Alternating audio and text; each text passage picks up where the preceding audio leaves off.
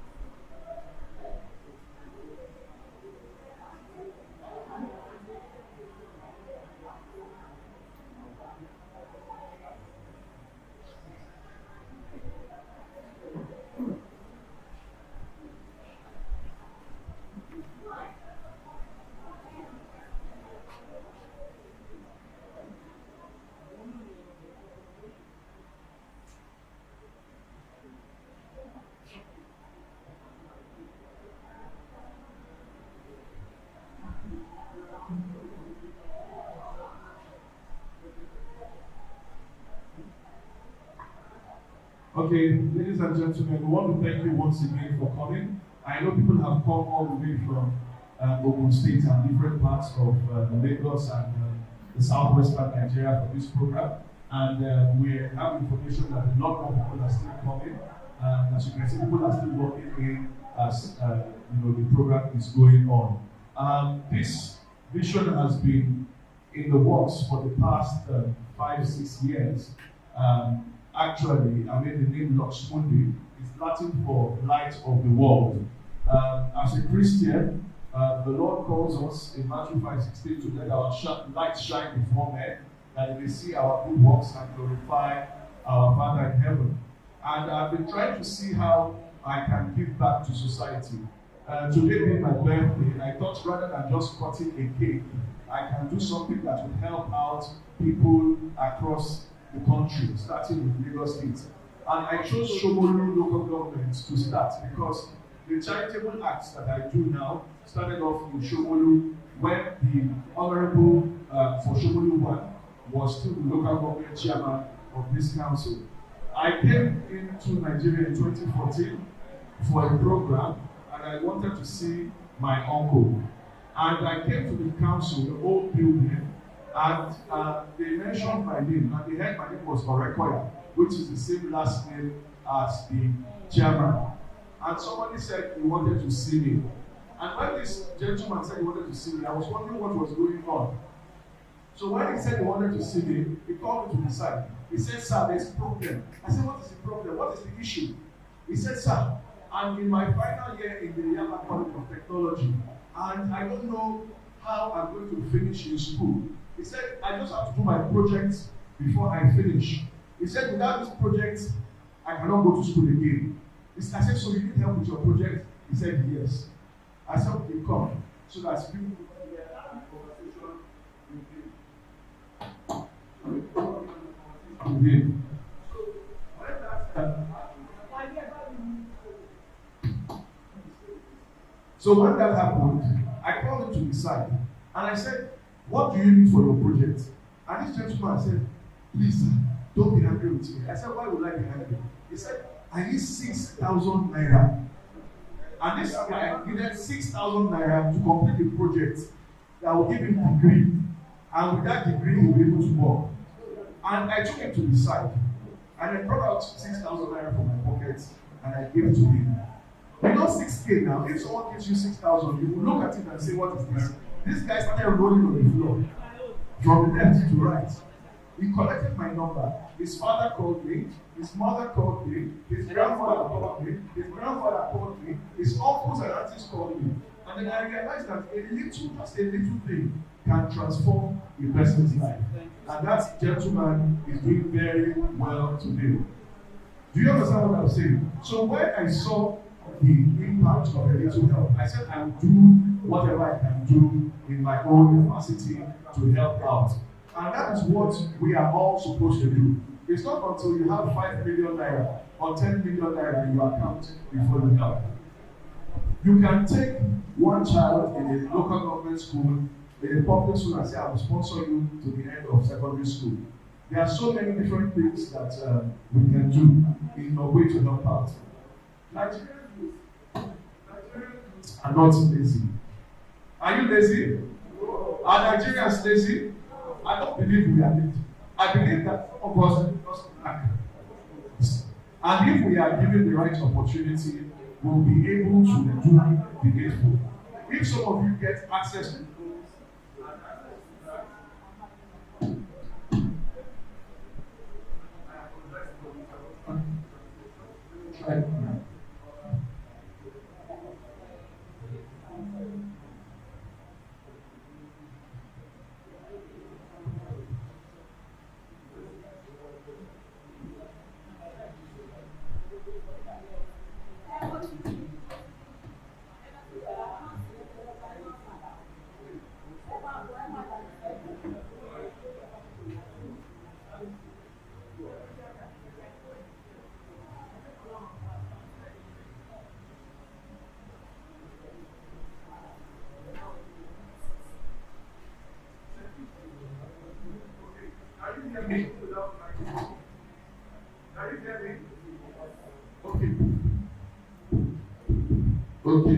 Okay.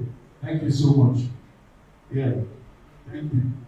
So, like I was saying, I believe that if given the right opportunity, each and every one of us has the potential to be able to make it to the highest levels.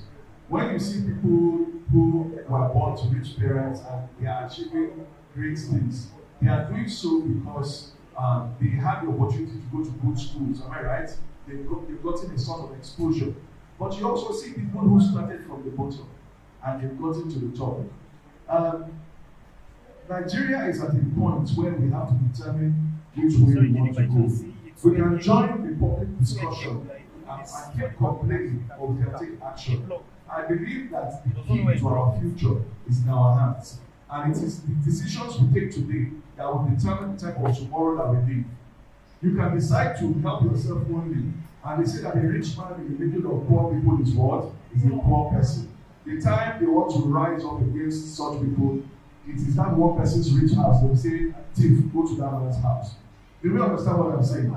So it depends on what you are willing to do.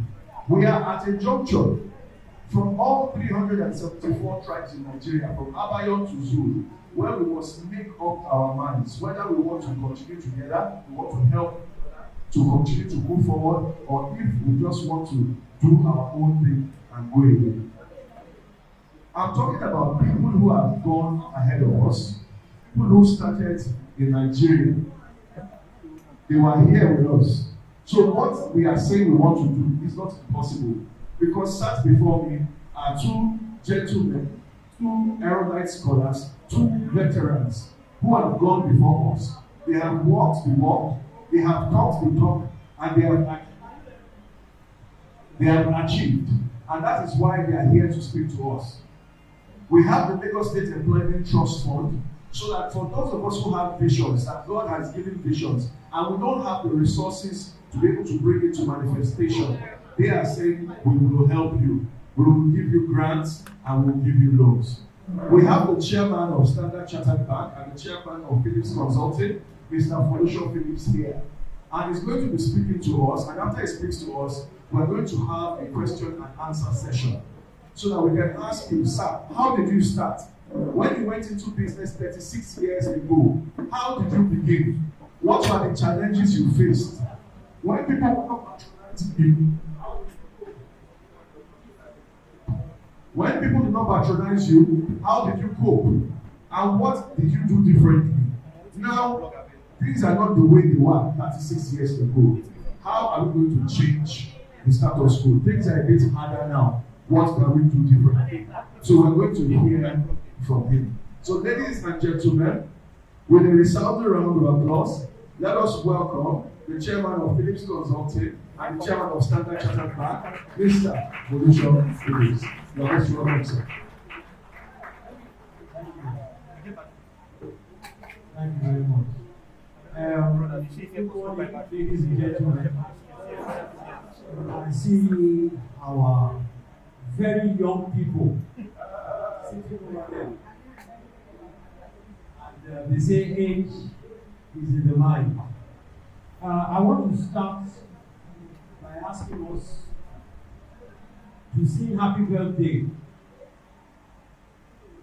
to my dear brother here. Happy birthday to you. Happy birthday to you. Happy birthday, happy birthday, happy birthday to you. God bless you.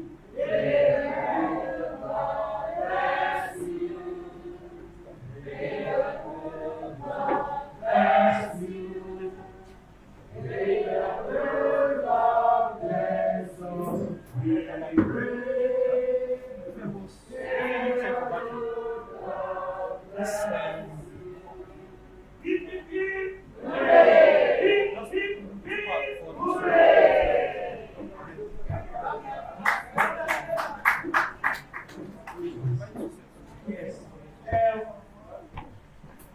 I'm not going to take too long in talking because when I was invited to participate in this event, I told someone that what I would prefer is a period in which I can share my experiences through questions that might be raised, through inquiries that might be made about the journey that I have taken and that I know of others. But I want to first of all start by congratulating you not just on the birthday, but for the initiative that is taken. These are leaders of tomorrow. And when you see somebody who is starting the way he's doing, you find that they start the way they need to go along. So I wish you on this your birthday many more years of success. And may the Lord grant you with all that is dear to you. And may the Lord bless you and give you the leadership qualities that we know you have, and then reach it further so that you can do that which is in your heart for society in the future. Amen. The statistics say that about 60% of the population is made of youth, people under the age of 25. So we're saying that 60% of Nigerians today are under the age of 25. And if that is the case, it means that the future belongs to the young people. And the question is, what are we doing to guarantee and ensure the prosperity of the young people? And what are the young people themselves going to do to guarantee their own prosperity? Because we are the trustees of prosperity. We have found that it's the young people that have made changes. And there are many examples. I don't know how many of you realize that the famous GT Bank of today and the famous Stanbic Bank of today, when GT Bank was formed, it was created and set up by young men that were in their mid-30s. God bless him. So, And the likes of Atelovic side, they started with banks that are now giants today, when they were in their 30s. People I can probably say that Philips Consulting that we celebrate today, I was in my late 30s when I started the company. And therefore, if I, as managing director, am in my late 30s, you can imagine the those who were working were young, in their 20s, and early 30s, even that. And yet we've come a long way to make a difference. So the story is that the leaders of tomorrow, the people that are making the changes, they are sitting here in this room instead of the groups that we see today. And it is showing. I don't know if some of you know about the organization called Andela, Paystar, Flutterway. These are new generation organizations that are doing so much in society, and yet the people who are driving and have created and are nurturing these companies, they are all young people, certainly in their late 30s or maybe early 40s. And this is something that we want to recognize that you have the opportunity and you have a role to play. But in order to do this, there are two things you have to pay attention to. Your education, but in addition to education, your skills. I say that a lot of time we think that it's about what we do with our brains. But I say a lot of it has to do with what we do with our hands. And we are not paying enough attention to the opportunity that exists to be able to do things and build things. We say we need to build the country, we need to build the continent. When we say we want to build, we are talking about if you look at this building here. If you look at everything here on the paint, the window paint, the fans, the chairs, the tables, all these things have to be made. And they have to be made by whom? And these are the opportunities that actually exist. The ability to use your hands to make the difference is something that I want to start telling you that it isn't until you go to university and building things. They are making things. They are engaging their hands. The things that are happening today, even when you look at our fashion, our dance, our music, and all those things that is redefined by young people today, it has to do with their personal skills, the talents that you have. And you're not waiting for government to do anything.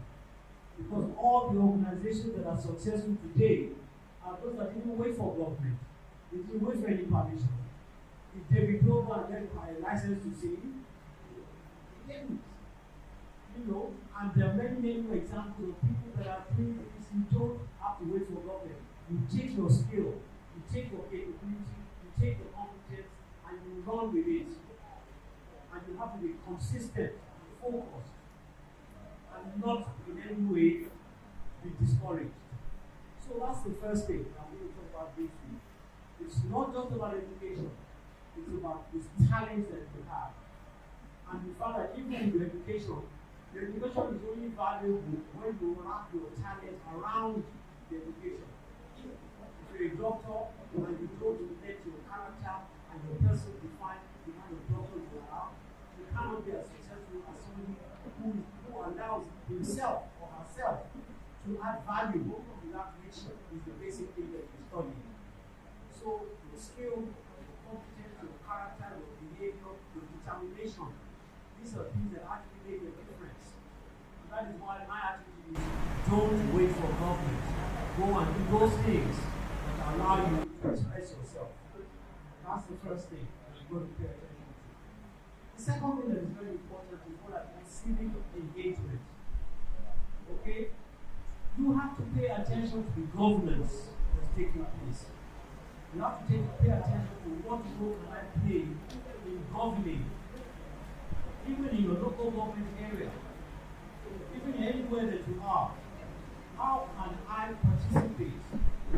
Who would ever believe that NSAS, when it happened, would have shaken the government, shaken it so much that they had to react in a very negative way? But it showed the power of young people who come together with a focus and an intention. And NSAS becomes an example of what it means to come together and participate in government. Pay attention. Your voice can be heard.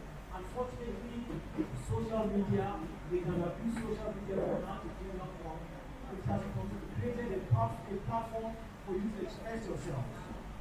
And people are using it. Some sensibly, but the point is it's being used in a way that is healthy. So that's what we can change and influence policy. Policy in terms of the things that affect you, the things that are important to you. Make some noise about it. And whether you're expressing even these policies through your music, through your dance, through your participation, through your agitation, through standing up and being heard, you don't have to be afraid. And that way you begin to influence the change around you. The last thing I have to do is, where do I focus? What do I do? Where do I turn to?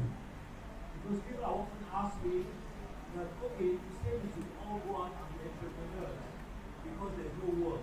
But what do I do? And now is that you've got to understand the concept of what I call value change. What do I mean by value change? If you look at agriculture, the person, somebody grows tomatoes, but the tomatoes end up on the shelf in the shop. How did it get there? What are the steps that were taken?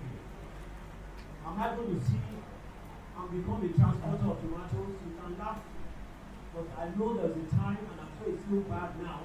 The cost of tomato today is not what it used to be before. Because some people have gotten into that value chain. I am specializing in buying tomatoes and delivering to people who need it. And it's an action I have taken. Somebody else says, my job is to go and build cartons. Make cartons in which these tomatoes can be packed in. Another person says, my job is to go and print the labels that I'm going to put on the cartons for these tomatoes. Another person will say, my job is to try and find a way in which I can advertise. My job is to go and look around and ask who is it that wants to buy tomatoes, because I can get it from somewhere. And when I bought it, the person bringing the carton will bring the carton, the person bringing the labor will bring the labor, the person who is providing the transport providing transportation. Each person taking his own little bit in the value chain of activities. So you have to sit down and think that for everything is the value chain.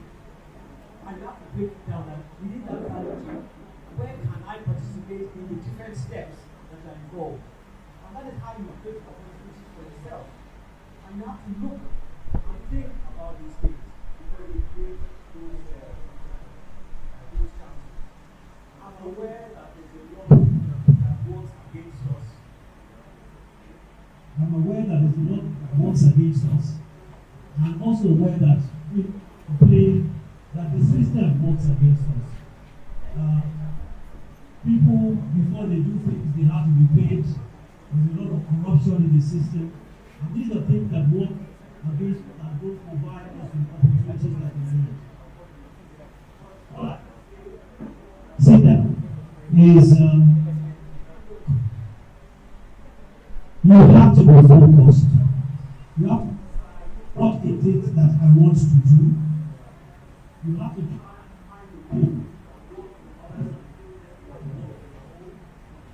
You have to find, once you identify that opportunity, who can I work with as part of that value chain? Okay? So I told Carol that I don't want to talk. I'll share my experience. Particular problems or issues that you feel you want us to share. All I can say is that I wish you all the very best, and I wish you a happy new year as well. Thank you very much.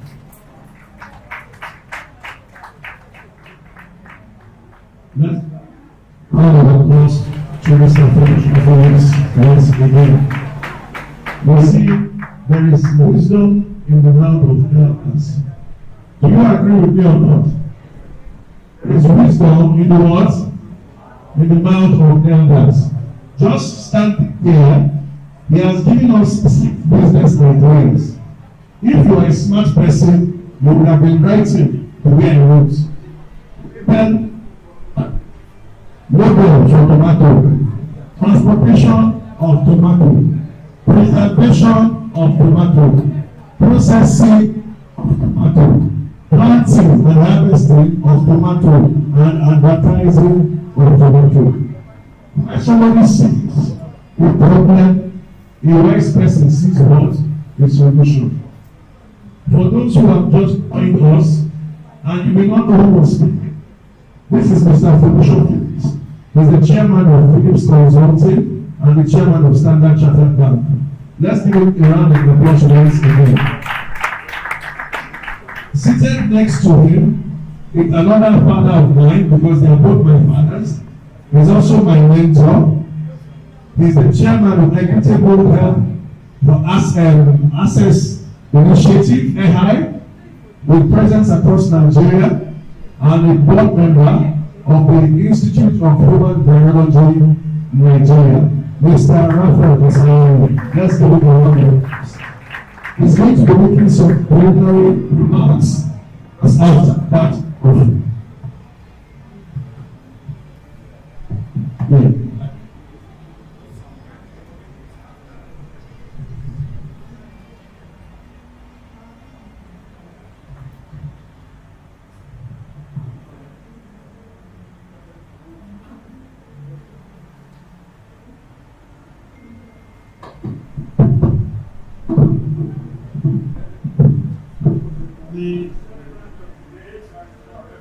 Congratulations on happy birthday.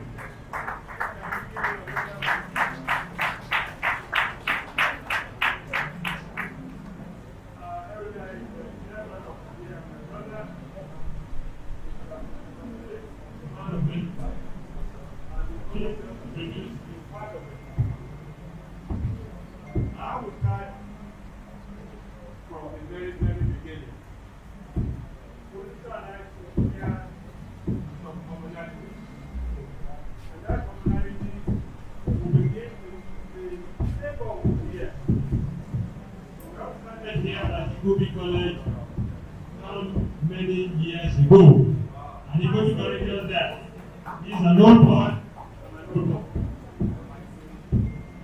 I went To different things, he went to accounting and I went into banking and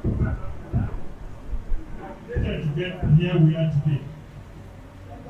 so great ideas and people that progress is not believable. So it's not coincidence that we are here. Speaking to you on the soul of Gobi and Jomolu, and I thank you very much for bringing us together. I want to share my own Very small story with you shortly. I'm already 17 years old. And I'm still going strong. Well, graduating at Gobi College, I had the focus And I said, before they of 30. before then I needed to be Ghana and here. And so after we graduated, then I stayed for the and I went to banking. And after 25 years in the United Bank for Africa, we decided to set up our own bank. And from there, I started management of other organizations. Mortgage institution, finance institution, and government. And some of you in insurance. Okay?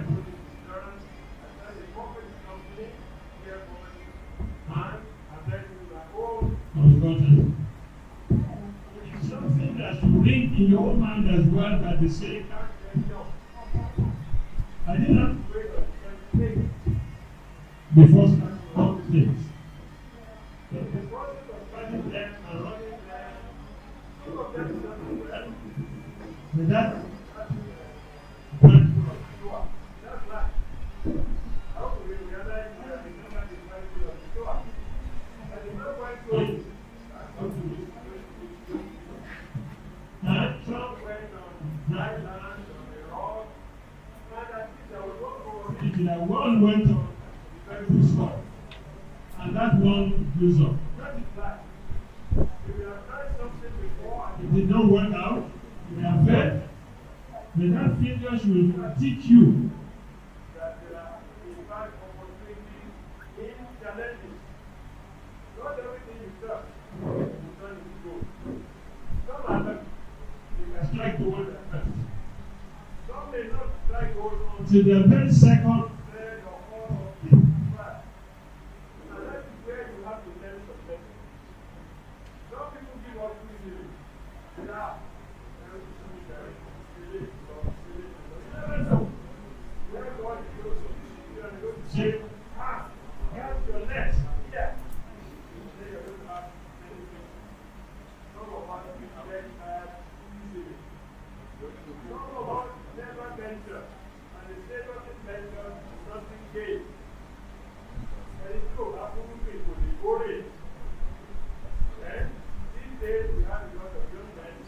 Who want to worry?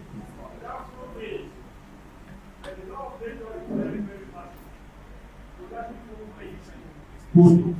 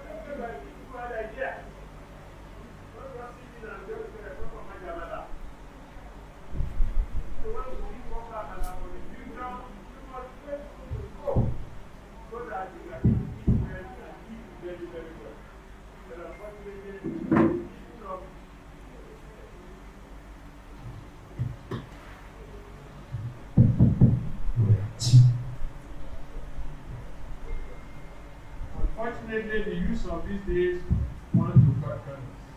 Pollution becomes cut corners. I think the introduction about him was agreed.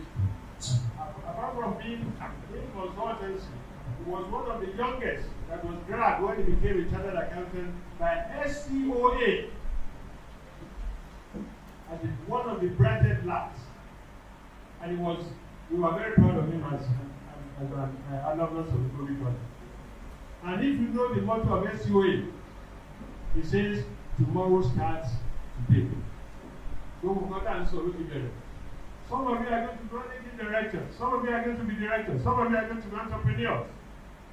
Some of you are going to be local government chairmen, councillors, etc., ministers.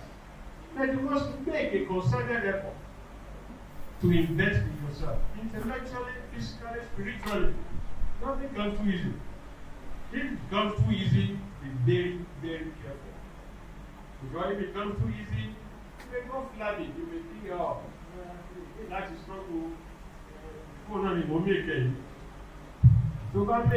make it, yes you can. Then when the stress of life comes, shake it. If you have gone through the process, you will be able to stand firm. There is no success without story. And there is no story that will not lead to success if you handle it very well. So I don't want to waste too much of your time. Our brother, Barrister Rekoya, decided to organize this program. He's based at Abuja. I spoke with him, I think was it yesterday? I was surprised. He has been the first to be here.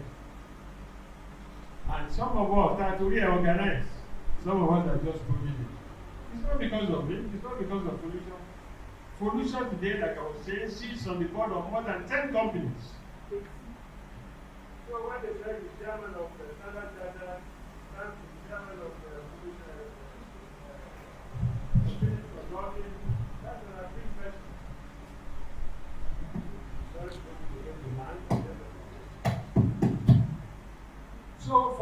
be sitting on boards of about 6, 7, 8, 10 companies, not English.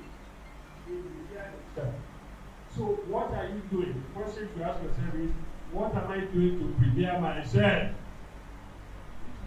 Oh, God, if my joke go my jamala, go my jeba, go my jayon, go my mura, invest in yourself. And like you said, part of it is in education. But we have come to realize that in Nigeria today, education does not guarantee that. Our own generation benefited from education. You become a level 7, from level 7 you become, you can go to the level of a permanent secretary. These days, it says, you need skills. Investment in skills. I used to say this to some of my alumni at the Federal College of Technology, where I'm a fellow, I'm the oldest fellow at the College of Technology today. When they are graduating, I'm the #1 oldest fellow. And I used to tell them, in those days, the College of Technology used to be known for skills. But these days, everybody wants to have a bachelor's degree in international relations, bachelor's degree in political science. Oh, gee, they look good, say, come on, political science. People don't belong. Oh, my boss, run election. People in political science, you must start from the grassroots. So I'm hoping that this effort by Barrister Orekoya would be the beginning of sowing the seed, planting the seed in our minds. And there's no time that we cannot do it. If I say I'm still doing it at my age, and that's why I told you my age, ordinarily some people will have their age. I'm 78, going to 79. If I'm still doing it, I'm still learning. Challenges and opportunities are going to be effort and learn. Where you have a challenge, there is an inherent opportunity if you take a good look. But unfortunately, when you see a challenge,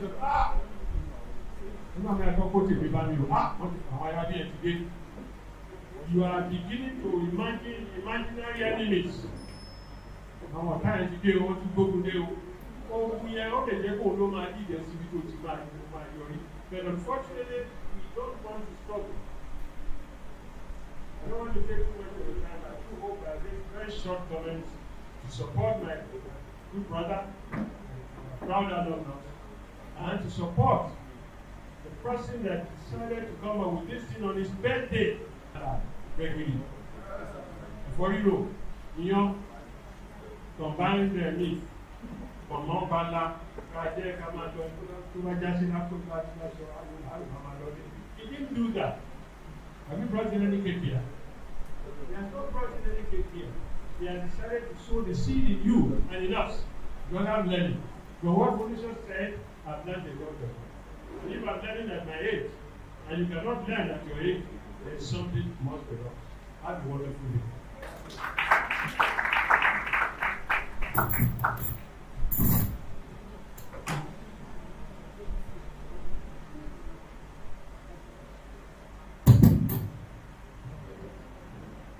Let's give another round of applause. I don't like calling him Mr. after the ceremony. Let's call him back to the after the ceremony. If our daddies, our grandpa, we are his age.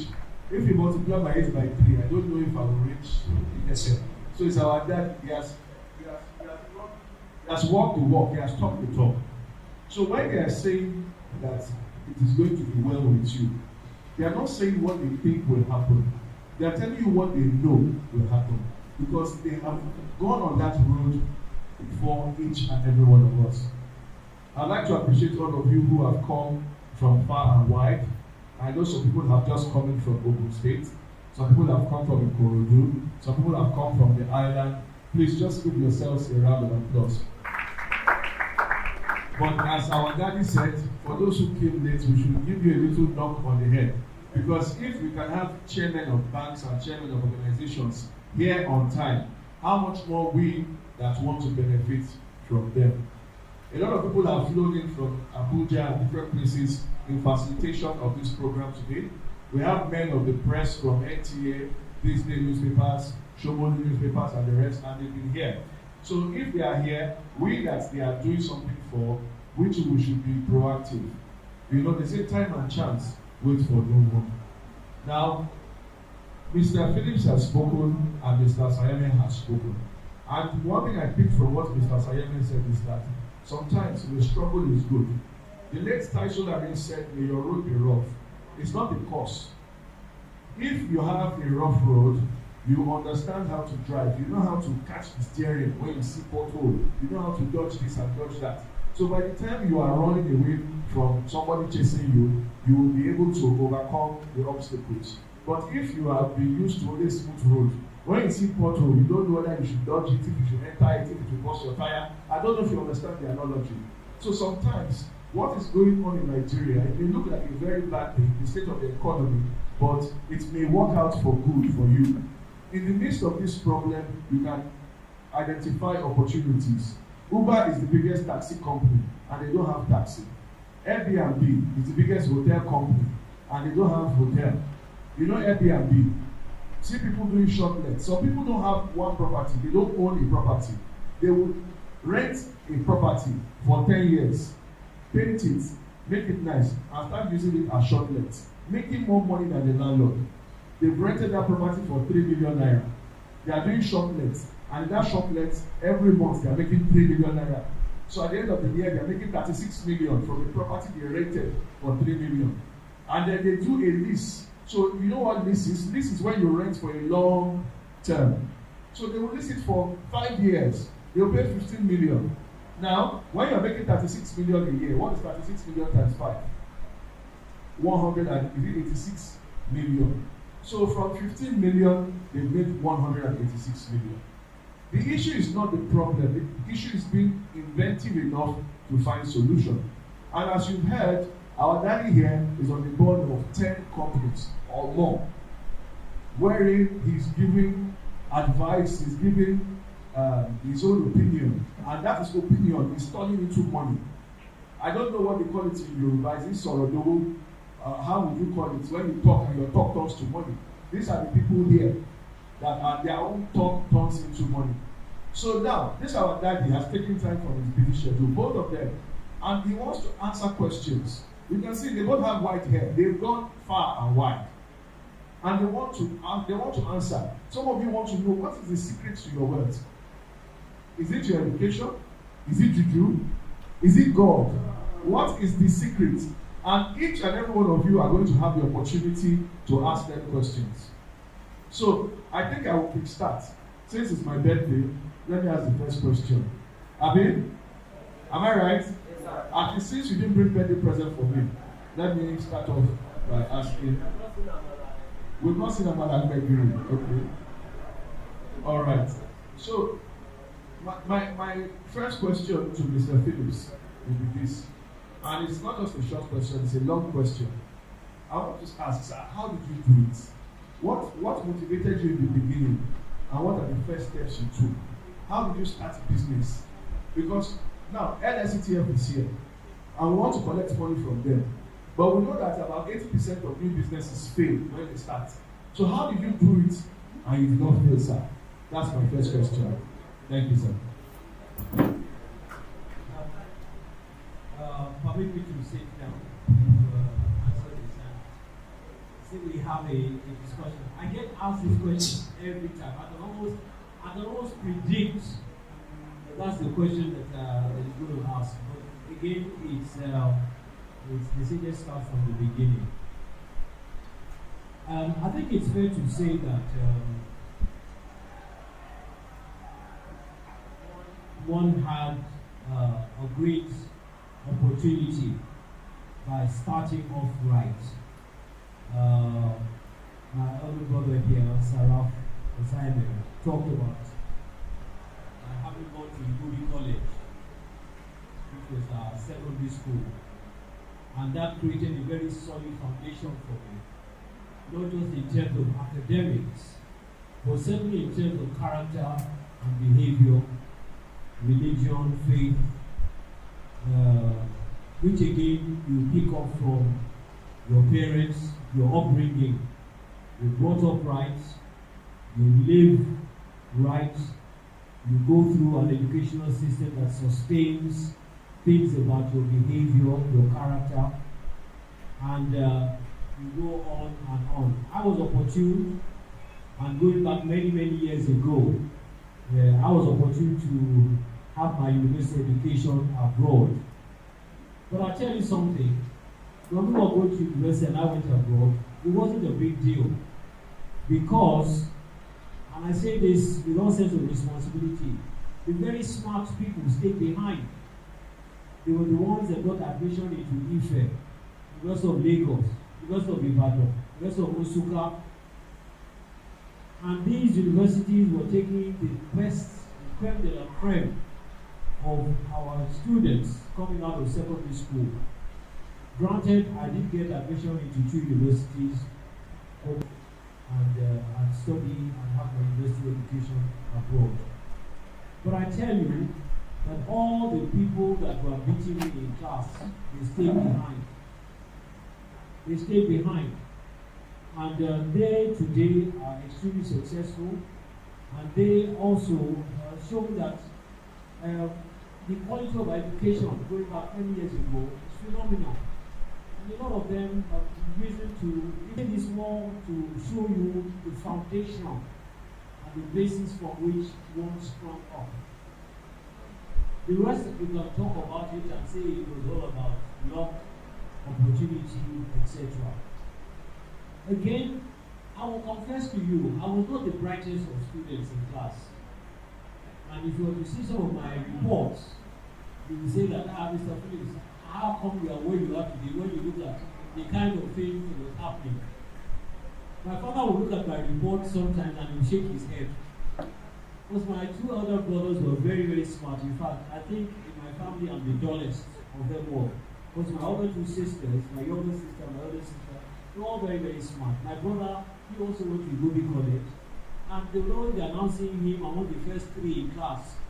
You know, and I was nowhere to be found. But the point I want to raise was that there are certain things about a person which is not just only about your competence, also your character and your style. I know that I had a very strong power of expression. I know that I was able to communicate well and to speak well. And when it always got to a situation where a colleague of mine who had studied the history or the literature or the physics or the science and has greater knowledge than myself would stand up to speak.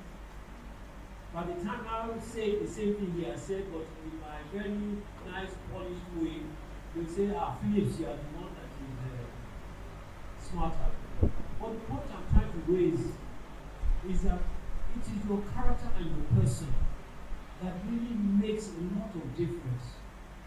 I always say that we all have the same products. Banks all offer the same thing. But what kind of a bank is this? What kind of a person is this? So I'm saying that from that foundation, I always have that spirit of going out and doing things. Fast forward to when I actually started Phillips Consulting so many years ago. There were things that were happening in society then, entrepreneurs. At the time when I started Phillips Consulting, that was the time when the banks were being formed.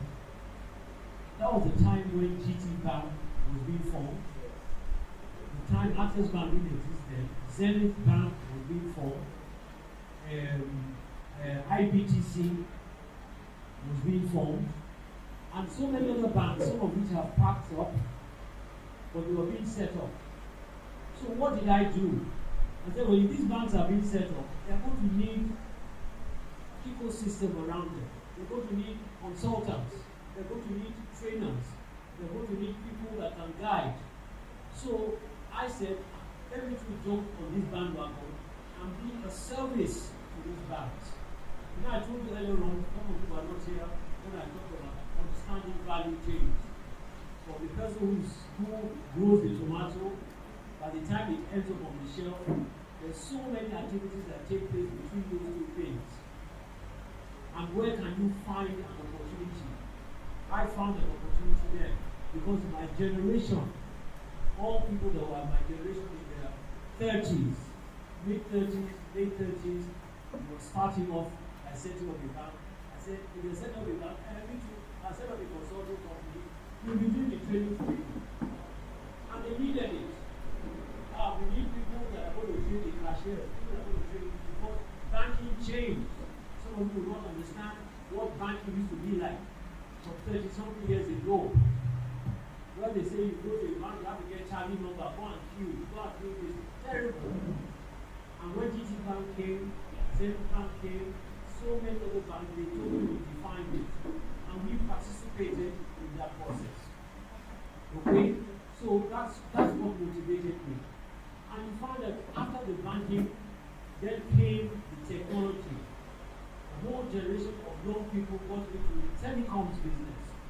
And in telecoms, there are so many value chain activities in telecoms. And a whole new generation of people got up again and started supporting the telecoms business. And you know what that is today.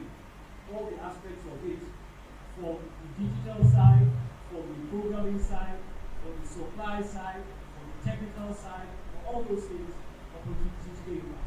And people joined in. Now today is all about this digital world, artificial intelligence, programming, in such a way that everybody, and a lot of people are moving into it. A lot of young people, you know about Andela, you know about Paystack, and all these other new companies that have set up and are performing globally. So when you say, where did I start?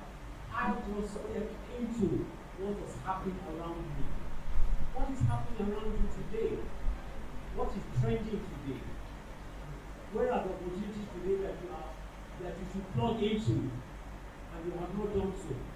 You know, I was thinking over the weekend, I had a conversation with a friend of mine because we went to a wedding. And we sat at that wedding, just this Saturday, and he told me, he said, do you know that if you calculate how much money is being spent in this wedding, you're running into hundreds of millions of naira. Not by the person having the wedding, but the whole wedding system. From the amount of money that was spent on clothes, all the young ladies, all the young men, both in suit, both in Abata, the ladies, they buy clothes and they don't wear it twice. You know? All that, and I looked around, looking pretty, young and old. So the people in the tailoring business, from that wedding alone, you can imagine how much they have made. I looked at the band. If the band is done well, the band will come, has the players, the band rents speakers, microphones, and all those things. That's there. There's security men around, they all hang around there. How about the food? The catering, they have 4 serving points, 3 serving points. You eat their papita mala, you want fried rice, you want Chinese, you want this one. Then you serve ice cream, you serve dessert. Then you do small talks. Somebody's providing all those things. And the food they don't serve on one hand, they will serve on plates and cutlery and glasses. Then how about the waiters?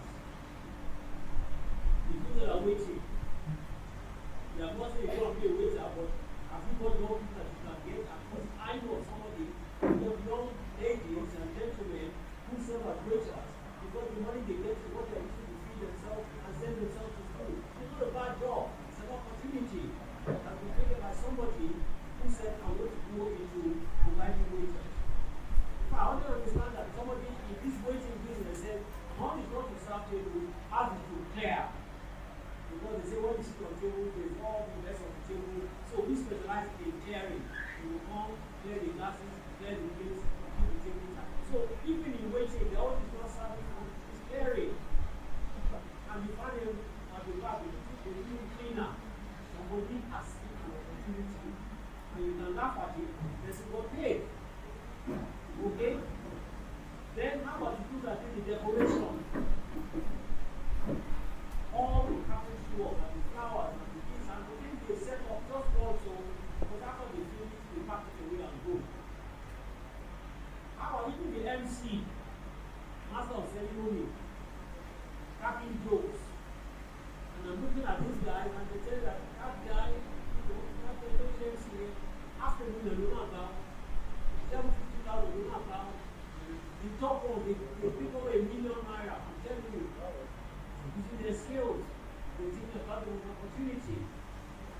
You know? And how about even the cards? The invitation cards these days. The invitation card is looks like a gift. So you want to have a wedding, and I'll bring the invitation card for you. If you want a wedding card, it's a box. And inside the card, you have card for engagement, card for wedding, card for diamond ring, entry card, dispatch card, gift collection card. When it's printing it, when they're making money. Somebody has identified the opportunity. So that's just my story about when you talk about this, it is you identifying an opportunity to create wealth. That is the definition of entrepreneurship. Identifying and acting on an opportunity to create wealth. So I think the long response I've given, but I'm listening to cover all other questions that might come. But that is the whole idea. So for all of you, sit down. What can I do? It's not going to do what I did today. For me, you go to a university to prove that you have the ability to learn. That's my own life to do. Because you go there, you study you need to come out, there's something different. You're just proven that I have the ability to learn. Now let me go and learn and do something with my skill, my person, and so God may do it. And may be successful in doing it. And that's what I have followed. I saw an opportunity, I moved on it, I was consistent, worked hard, a lot of disappointments, a lot of ups and downs.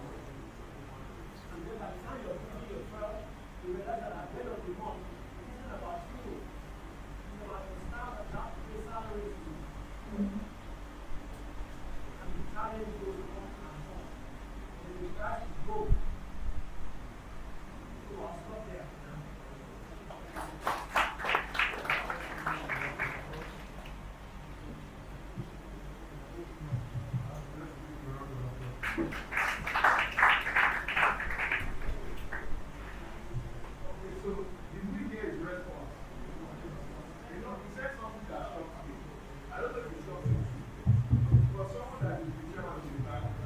He said he was not the most brilliant person academically.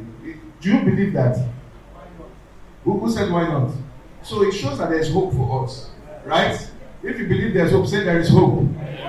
Wow. So that means he said, I can own a bank one day. Wow. You know, it's my birthday, so I can ask for a gift. You know, he said a lot of things. But something he said, which a lot of us don't pay attention to, is that you are addressed the way you are addressed. Do you get? So now that I walk, but if I come somewhere and say, hello, they open gates for me. And if I walk pumps with shirts and trousers, they'll say, please, where you they go? Am I right?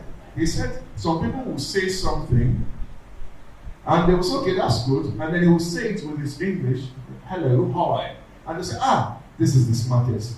So the way you present something matters a lot. Somebody is selling water, 50 cl, and you are selling one at 20 naira and another one at 200 naira.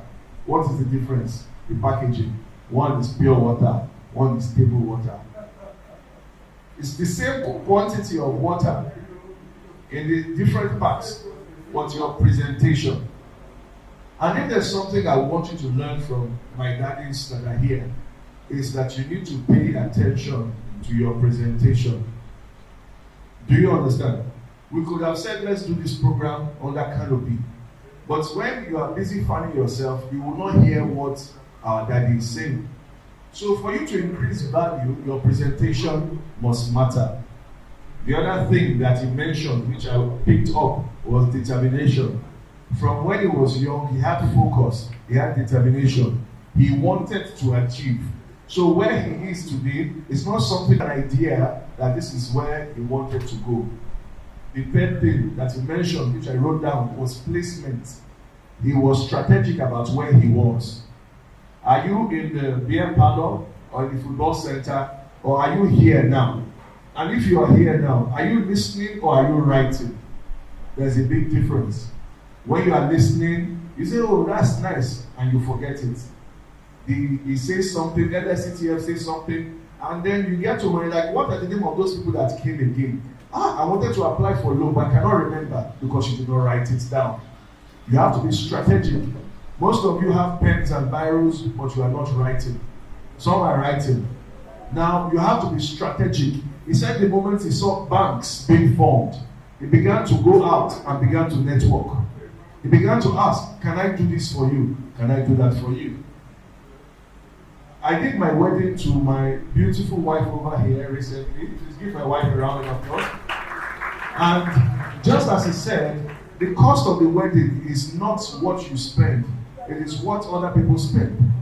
Now, I did a calculation that 40 people came from the UK. And I looked at how much they spent on tickets. So on airfare, 300 million naira had been spent. I said, oh my God, I wish I had a plane. I would have brought these people for the wedding. You know how much they charge for decoration? You won't find decoration for an event or your wedding these days. You are looking at 7 million naira to 10 million naira. In some weddings, they have emergency tailor. You know those emergency tailor you see in fine weddings? How much? 1 million naira. Small chops, 3 million naira. Somebody will bring Coke, Fanta, and water. He will collect money. Another person will bring ice. He will collect money. And another person will bring drum that they will put it. He will collect money. Somebody will serve. He will collect money. Another person will wash plates. He will collect money. Somebody will do security. He will collect money. So what he's saying is that when there is a product, there's an ecosystem around the product. So you can be inventive. We see some people, you like fashion, but you cannot sew. Can you market for people who are sewing? My tailor today, I met him before he blew up like this. And my tailor now, he now ships his clothes to the US, to Canada, to the UK, and places like that. Why? Because he went to learn about marketing. Is his clothes better than any other person's clothes? Probably yes. But it's not just because of that. He was able to harness other opportunities within that ecosystem. You are a student, what are you doing? Some students come to school, go to class, and that's the end. Some other students, like me, I did tutorial. I will help you. You want to do your assignment. I will not write it for you, but I will guide you, and you will pay me. And I collected money. I was in the UK. And you know how much naira to pound is? It's very tough. So I said, see, I will give you structure for your homework, for your assignment. You give me £100. And that's how I was paying my rent. So I looked at the structure. I looked at where there was a problem, and I found a solution. So what solution are you finding? What is the problem around you? Everywhere is hot. Will you sell mini inverters? There is no food in your area, but you cannot cook. Can you partner with Sweet Sensations that is 30 minutes away, collect 20 plates a day and sell in your community, add a markup of 20%, so you network with a dispatch rider, a delivery rider, so you are not even the one doing the work. Dispatch rider is picking it up, is going to do the delivery for you. All you are doing is taking the order, calling, so you're not even spending your money. As the order is coming in, you are placing the order. You see, I'm giving you free expo. Are you with me? That is what our daddy is saying. You have to look at every situation and find a solution. Today we are using a sound system. It was difficult to find sound, and thankfully somebody came just in time. What if there was an app where when I want to do an event, I can simply search for sound equipment in Shomolu, I can search for dispatch rider in Shomolu, canopy in Shomolu, fan in Shomolu, tables and chairs. Somebody can think about that. It's not just about delivering food. You can deliver services, applications. You might say application is too far. You can do it on the telephone-based system. Call this number. When you call anywhere in Lagos, we can deliver to you. So they are working with people who set up tents and canopies in Shomolu. They are working with people like that in Surulere. They are working with people like that in Lubeju. So when you call and you say you need it in Lubeju, they say give us 5 minutes, we'll call you back. And you call your people there, you network, you do the job, you collect your money. Is that not another business idea? So you have to be innovative. You have to be innovative. You have to think, how can I be different? And that is the crux of what our daddy has said. Let's give him another round of applause.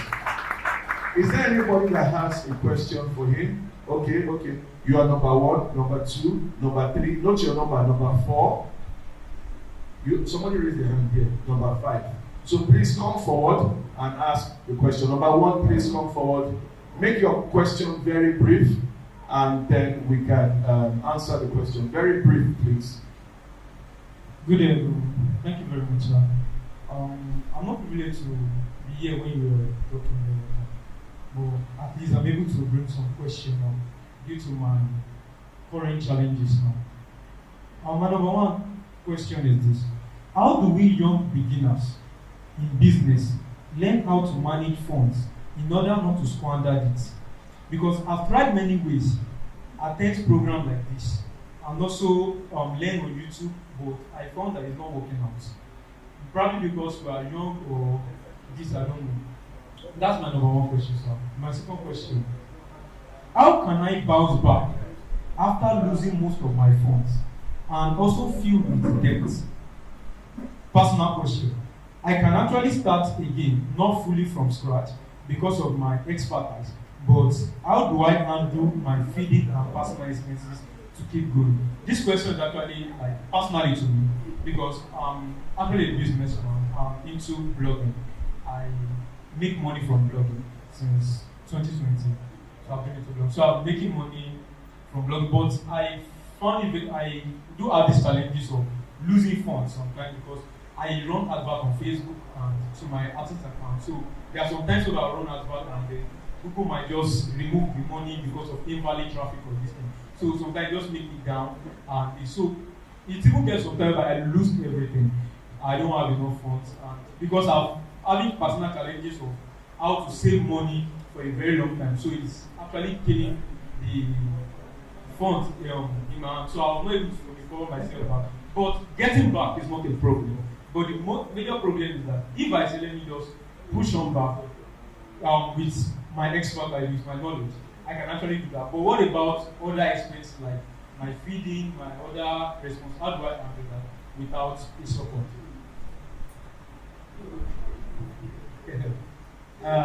Yours is a bit of a financial question in a way, managing funds. I think what one needs to be thankful for these days is that there are many platforms, many opportunities, I'll say, even in your own digital world, where advice can be given on how you can manage money. It's not something that can just give you a response to. You almost need to go on a course or a session. And it's the kind of things I'm going to ask my dear son here to think about, to sort of say, when we're having these youth gatherings, today's session is going to be focused on managing your income, managing your money, budgeting, trying to see how you are realistic in the things that you do, how you manage your expenditure, how you don't get frivolous, how you appreciate the fact that you've got to save for the rainy day. In my own experience, you have your ups and your downs. Sometimes it's very, very tough. Over the years, it's extremely difficult. But you just have to carry on. If you can borrow, be very careful what it's going to cost you to borrow. Be very careful that you can repay. Don't project your income on things that are not real. Sometimes you lie down in bed and you're dreaming of thousands and hundreds and millions of naira that's not real. When you wake up, you appreciate the fact that it was just a dream. So you got to be true to yourself. There is no easy way to be sensible other than just being sensible. There's no shortcut to making money. You've got to be, I don't know how else to explain that. You just got to be very sensible. But there are formal ways. And since you're very, very digitally savvy, you can, from the internet, ChatGPT. You know about ChatGPT? Ask ChatGPT that question, and it will give you the answers. And then you begin to ask yourself, how can I panel beat the response to fit with my own particular circumstance? Okay? But we can't, short of running you through a budgeting course, a financial management course, and so on. It's not going to be an easy thing to do now. But you do all have access to it. And that's another thing that I have found. The ability to learn and gain information is so easy, so available, that you should really not have any issue in finding out what to do about certain things. Because you can always ask the system, and the system will respond. Okay? In addition, try and look for a mentor, somebody who can guide and mentor you from time to time, so that they'll give you feedback. This is what I'm doing, this is what has happened, I'm just about to do this, or I just did this, I just made a mistake. And just get somebody that can bounce these ideas off. Don't forget, a mentor doesn't have to be an elderly person, but somebody you can trust, somebody who will be frank with you, will tell you the truth, that you say you're broke, but yesterday I saw you go and buy shoes you didn't need to. You know, I'll be very frank and honest with you. That's the one that has to be there.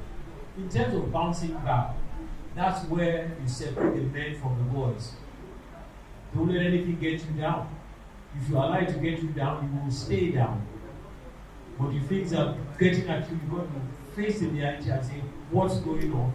How do I deal with this particular issue? Because we sometimes worry about things that have not happened, and it pulls us down. You're worried about something that it hasn't happened to you yet. And if it is happening to you, what does it mean? What are the implications? Is it the end of the world? Or is it just that fact that I am so broke, I can't eat 3 square meals a day, so I'll eat one. I'm so broke, I cannot afford it, who will give me food? You know, but you've got to learn to bounce back. I can tell you and share with you many experiences I've had of things that have just gone south. You know, the month ends and you say, I have, 60, 70 people to pay a salary to, and excuse me, the bank account is looking thin. You just go on. Go explain yourself, but the point is, I just say that it's left to your own personal conviction, okay, on how you deal with these things. We'll add a bit more. Thank you very much for this. I just want to add one little thing, and that has to do with the 10 fingers and 5 fingers rule in investment.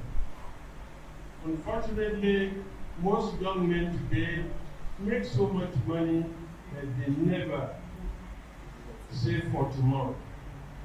You heard before that you don't eat with 10 fingers, and that is why that rule was developed. 10 fingers will give you the money, the income you desire. 5 fingers should be your investment portfolio. Of anything you make from 10, 5 must go into investment kitty. Unfortunately, everything that happens today is that when they make money with 10 fingers, they eat all the 10 fingers. And when there's a drop in life, which is certain, it's going to come. We've witnessed it. You then find that there's no cushion. There's no safety valve. And so, aside from what Felicia has said, you have to attend some programs, you have to build up yourself in financial literacy, doing that. The very, very basic rule is that when you make money, which you young people do, don't spend it on lavishly, forgetting that there's tomorrow. Tomorrow may be uncertain. What we are witnessing in Nigeria today is an uncertain tomorrow. In those days, people are making money. And when this government came and they said, no more this, no more that, everybody started meditating. Yet there are some, even in spite of what we are going through today, that are making money, smiling to the banks. This is what Felicia said. It depends on how you shape up to it. So when you make money, don't glamorize. Go for what you did, you might blow it. You blow with the 10 fingers. Remember, 10 fingers and the 5 fingers. 50% of what you make as your income, rather your profit or whatever, go into investment. And investments in many ways. You can buy trading bills, you can buy stock shares, you can put deposit in the bank. In here, no man, I don't want to go to move. But if you do not take the amount of dollars, you can get that on. What are you going to teach you? What are you going to do? You have no fingers to rely on. Thank you. Thank you so much, sir. You see the wisdom. Now, I just want to just boost more into what our daddy has said. Do you have OPay? Do you have money points? You know, with OPay, you can set it up to debit a certain amount of money. Me, I do 4,000 naira, but I don't want to do pass myself in that one. So every month, you do that 16K is saved. And at the end of the year, what is that? 184,000 is saved there. Do you do on your OPay, what do you call this thing? Spend and save. Do you do spend and save? But the problem is that you're not disciplining yourself enough not to withdraw it. So you are doing spend and save. When you spend 1,000, you can set a percentage, maybe 10%. So 100 naira will be taken from your account into your savings. But the issue is that once he does that spend and save, he goes to withdraw the money he has saved and he spends it. Now, on these same apps, Kuda and the rest, you can lock your money. You know that 1 month, in fact, 5 days, 10 days, before my wedding, because I knew that if I did not lock money, after we do fine wedding, we'll go and drink garri at home. I locked my money away, so that even if I want to touch it, I cannot touch it, so that we'll be able to eat well after the wedding. You must be disciplined, because if you are not disciplined, even if you have kolo and you have put money inside, you will break the kolo. So your discipline is very important. All this investment advice, you must be disciplined, because it's easy to save the money and it's easy to break it also. So we have apps these days that can help you save. In fact, I have a Touch Bank account. It can even analyze your spending for you, tell you your expenses, and you say, oh, there was a time when I was in England and I looked and I saw that at the end of the year, I'd spent £2,500 on KFC, eating chicken, and I knew that I had a problem. Number one, it's not healthy. Number two, you know what? Okay, then pound was still 250 naira to a pound then, but it showed me that there was an issue. So you need to analyze your current expenses. You are saying the money is going, this happened. What happens today? How did it happen? You need to take notes, write down what you have spent, analyze your pattern. Is it that every time they do church Thanksgiving, you take all your money and give to your church? Or is it betting? Because a lot of young people bet these days. Are you betting on Arsenal or Manchester United or Chelsea?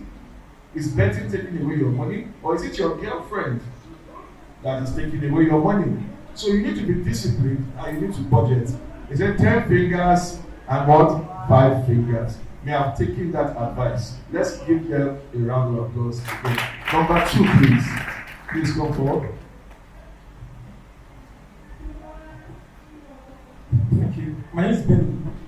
I'm Mr. Phillips. I'm studying into outsourcing and recruitment, and that's what I currently do. I started outsourcing and recruitment this year.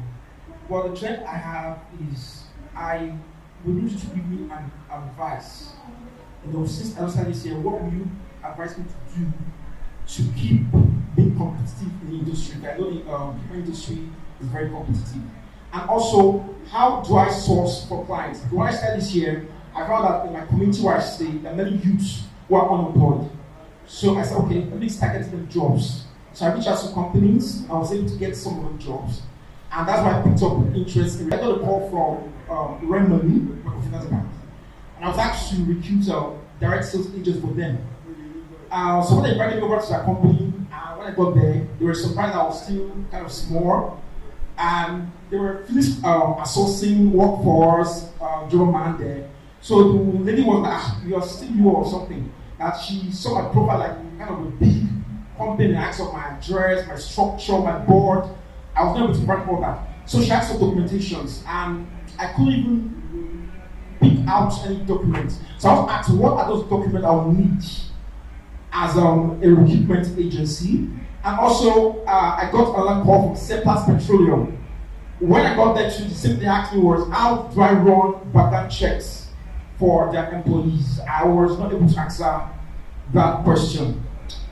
So I will need one clarification on how do I source more clients, because I don't really go out to source. I just wait for calls. And though most now, what I do most is domestic stuff. I do calls when I receive 4 people asking for drivers. But the truth is, even if I get drivers, I really don't know how to run pocket checks on those drivers. So if down in Lagos, I have an assistant who I just set to location to verify the address and all the information. But what if the person is in Abuja? Because there was just problem that happened last week. They need about 17 dispatch riders in Abuja.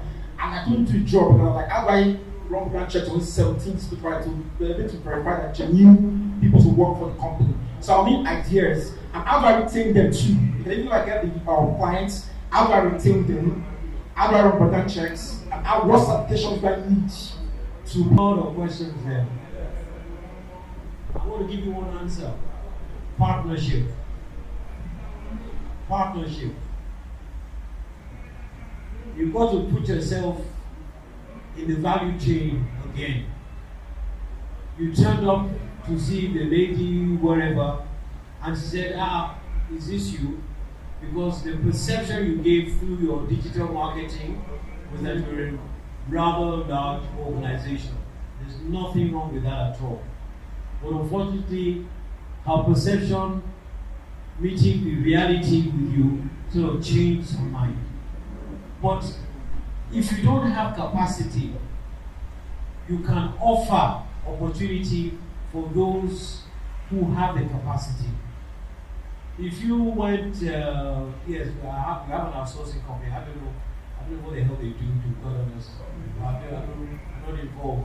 But if you go to a typical outsourcing company and say that, you know what, I get a lot of outsourcing opportunities, okay, because I'm smarter than you guys in marketing, I'm smarter in my digital representation.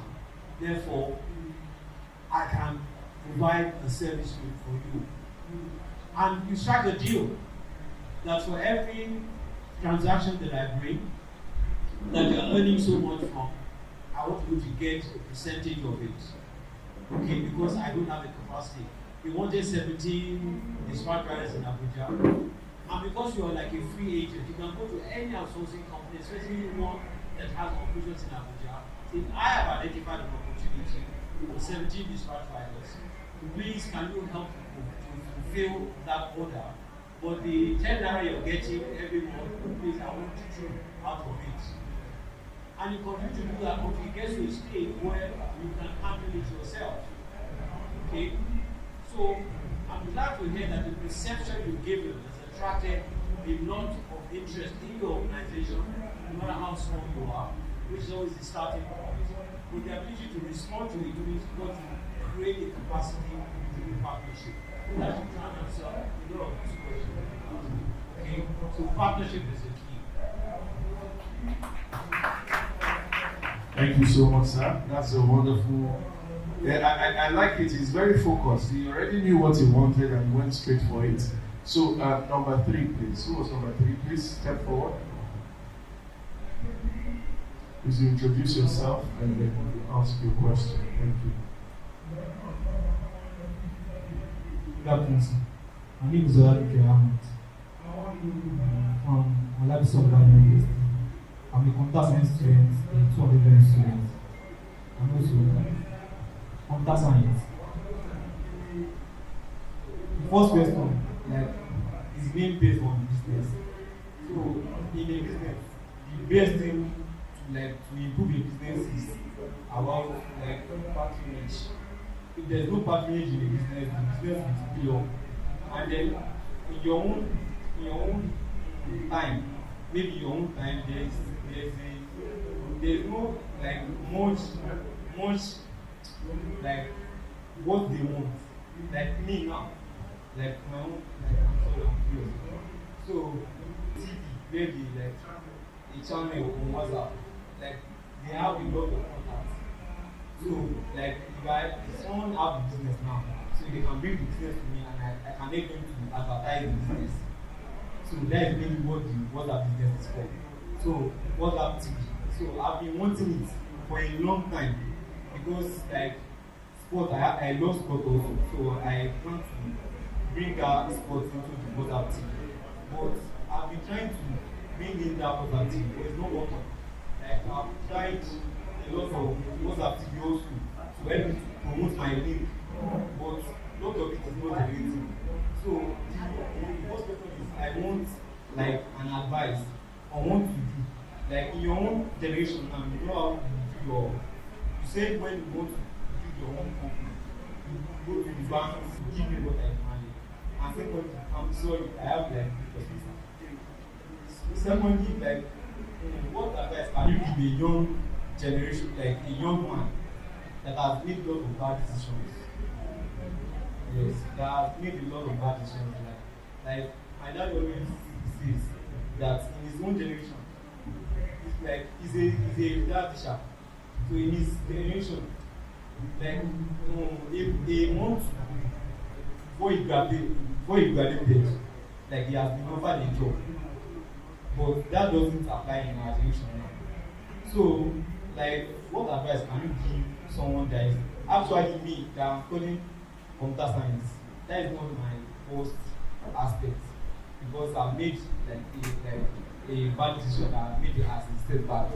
So, what advice can you give is like a generation of us now?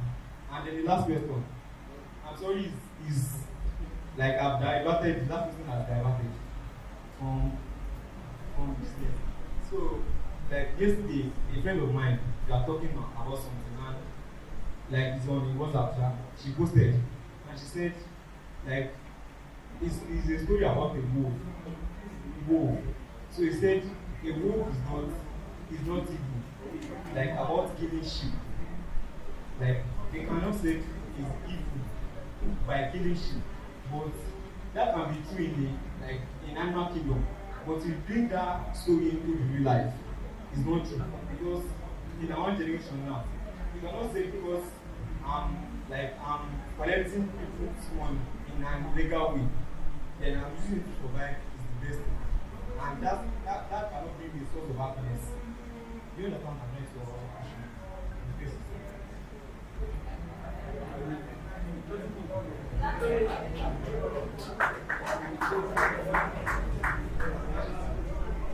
Like we are talking about, I'm not like she's talking about but I'm trying to bring it to real life.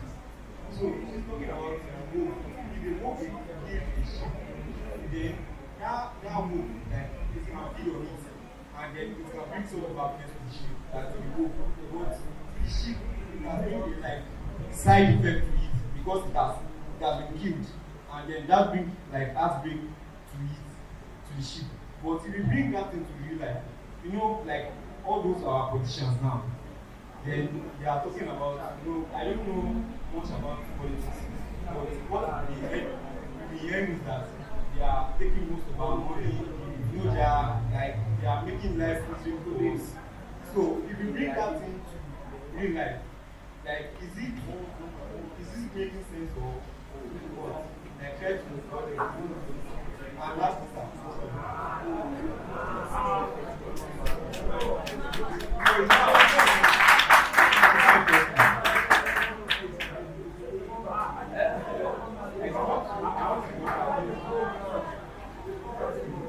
I think 3 questions is, you know, you asked 3, so don't worry, we'll come back to you, I promise. But so that other people have opportunity also.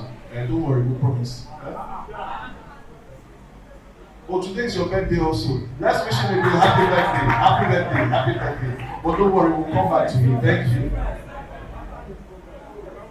Yes, interesting.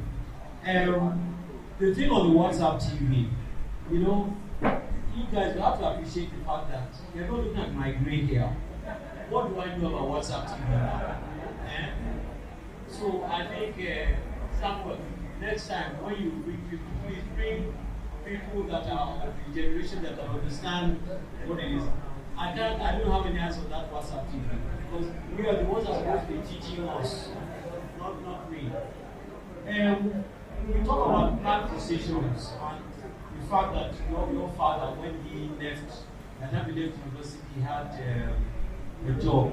Let me tell you, one of the greatest apologies that our generation should have for your generation is the way the system is not the way it used to be. And it's our fault. We take responsibility because we have not been active enough to create an environment or a society which is thriving so much that allows people like you by the time you are leaving university to have huge job opportunities. So we then tell you that when you leave university, go and start a business. When we left university, we walked into jobs. So it's a very unfair situation.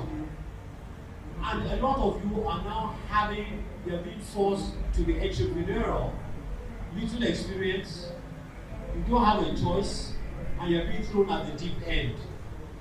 And it's a bad and poor situation. But the good side of this is that, and I tell people a lot of this, another 10 years from now, maybe even not up to that, we are creating a breed of world-class global entrepreneurs. And we don't know it. I don't know of any other country, certainly not on the African continent, certainly not even in Europe, maybe in China, whereby the population of young people are so dynamic, so driven, so focused, so entrepreneurial, looking for every opportunity to create wealth for themselves. It's no solace to you, but that's why we're all here, to sort of say, how can we support you, make amends for the things that we've gotten wrong. But clearly, I can tell you that it's not a situation that we're proud of, to have to force all of you to go out and create your own opportunities. It's not your fault. It's a different world. But you're all rising up to it. And there are increasing examples, based on the things we talked about, increasing examples of a lot of young people doing wonderful things, increasing opportunities that exist for all of you to do phenomenal things, which we're trying to point out to you. Okay? So mine is more of an apology that you're in this city, you're all doing it very well. The issue about the wolf, and the wolf will eat sheep to survive, because that's a hierarchy of nature. But for politicians and others, I'll just not say politicians alone, for those who oppress others, there's no excuse. It is not right, it is bad, it is poor, and that is why when we talk about the civic responsibilities that you all have, to say no. Maybe before you came in, I talked about End SARS. The End SARS is one area in which young people, the youth, have gotten up and said, enough is enough. But it was crushed, but it will rise again. It's only a matter of time. But you young people have to go to take responsibility, understand your rights. And the more you go into life, seeing the things you're being deprived of, the stronger you're going to be in fighting for those things that you believe are yours. Okay?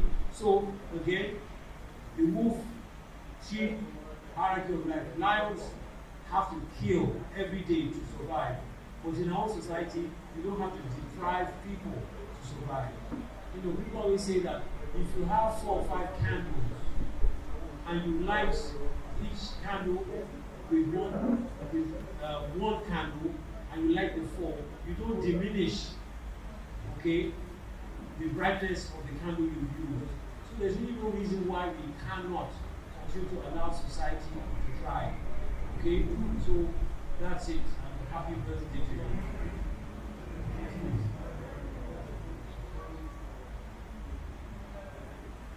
I think really Felicia captured it all. There's a generation shift from what we were before to what we are today.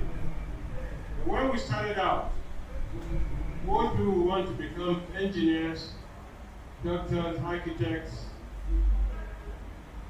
and so many other accountants, and probably not today, bankers, insurance, executives, etc. That was basic thing there. These days, there's a major shift. Even the banking that we thought we were doing very well in those days, now you're doing a lot more on platform banking. All these digital banking, what do you call the other one? OPay, OSA, BAMPay, everything pay. Some of them are making money even than banks. Agbari no know. Agbari, you know what I mean by Agbari? That's it. So they have repackaged all banking to new platform banking. And that's what exasperates on you. You are reading political science. Maybe just because you thought you wanted to go to university, you didn't want to miss any year, but your inkling is to go into business, to go into partnership, to go into entrepreneurship, etc., etc. And they're just giving you the formula. Some of these things you don't need to be in a hurry. Some of them you need to put together so that you don't become one very insignificant performer. In those days when we were going to school, and the idea was you wanted to be an accountant and engineer, if someone told you he was going to be a comedian, a footballer, how would you feel as a father? What happened recently when this man became the footballer of the year? Don't you see the father and the mother all celebrating? In our generation, it was on her. Yeah? Football. Baba Ademola produced 2 engineers, 4 accountants, 3 chemists, and so on and so forth. But there's a shift. And in another 5 years, there's going to be another revolution. Some of the old generation, even of ourselves, can no longer go to the bank now and transfer business because the technology has gone nuclear. Press this, press that. When my mom has money in the bank, who was very literate, a graduate, can no longer understand how he or she must press this, press that to get money. A new generation is going to shift. So what it's telling you is you have to grab the opportunity. But you cannot do it alone, which is what some of you are doing. You have to group together. What happened to accounting firms in those days? You had very, very big accounting firms and very, very small accounting firms. Today, what are you seeing?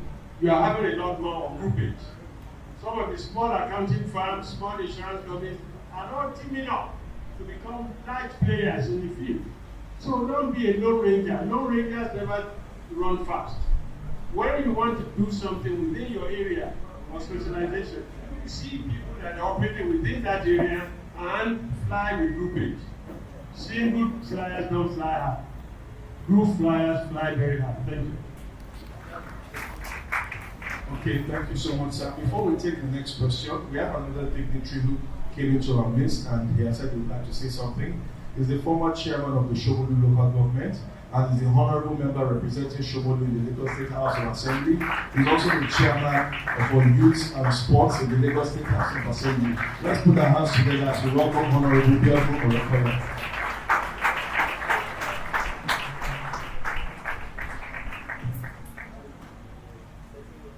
Once again, I say good afternoon. Good afternoon.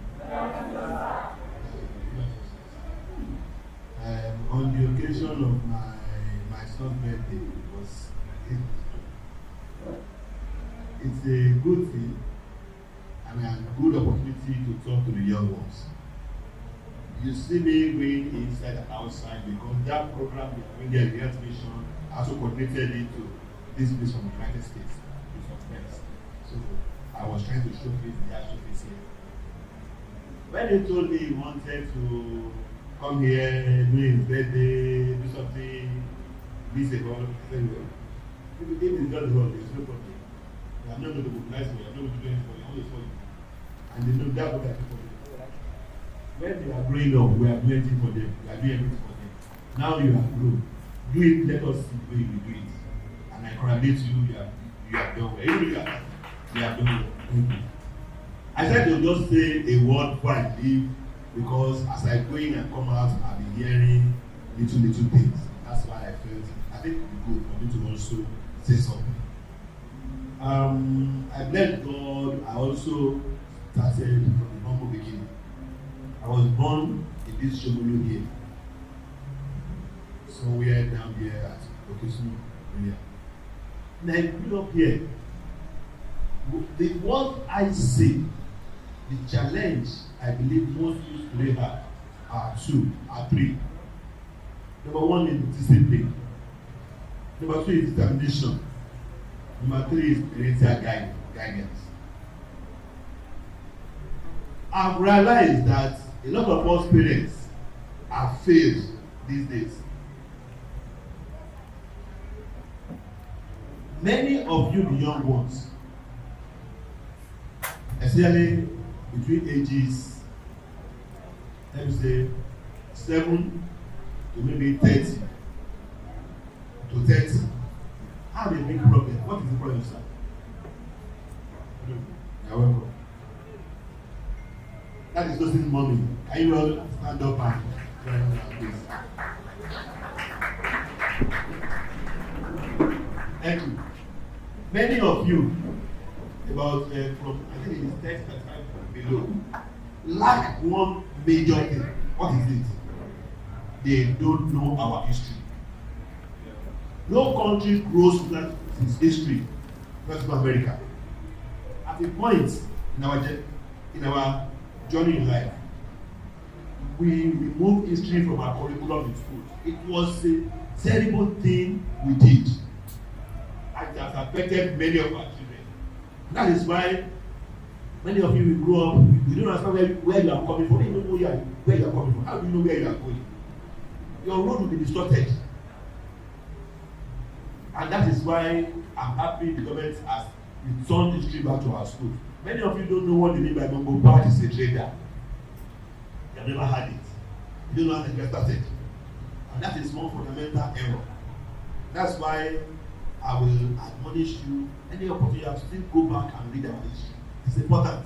Because firstly, you are in Nigeria and nobody can take that away from you. If you like, go to America, go to England, go to everywhere, you are still a Nigerian. Number 2 is this. Many of us, because of what's happening amongst us, we lack determination. Life requires determination. You want to achieve it, you want to make it, you have to be determined and you have to be disciplined. By the time I came here, I had somebody say, how do I manage my funds? It is discipline. Simple. No copycat. Oh, my friend is driving BMW. I must do the same thing. You're not struggling. You don't see small money. You don't quickly want to buy BMW. That time you are broke. I will tell you, go to hell. I tell my friends, when I see that you are stupid, you are investment, I laugh at you. Because you don't have to be stupid. This life has opportunities. God has set opportunities around everybody. It's there for you to recognize that opportunity and tap into it. I was trying to tell you my story. When I was growing up, I grew up like you in the community. I went to school. I thank God I had parents that paid for my school fees. And I graduated. But I didn't have a job just like you. Not like our elderly ones who just walk into a job. I didn't have a job. And I was working around the community. But I saw an opportunity. My senior brother, who's daddy, was working at a company where they produce all these plastic chairs and the rest. They call it Reader National Plastic. If you look at that chair, you see Reader there. They produce it. And I realized that with their raw materials, as things we play around, we see all over the road, battery cases and all those things. So I started playing around, looking for all those men that put big cases and dustbins. I pack them together, I put them in the truck, I take it to the company.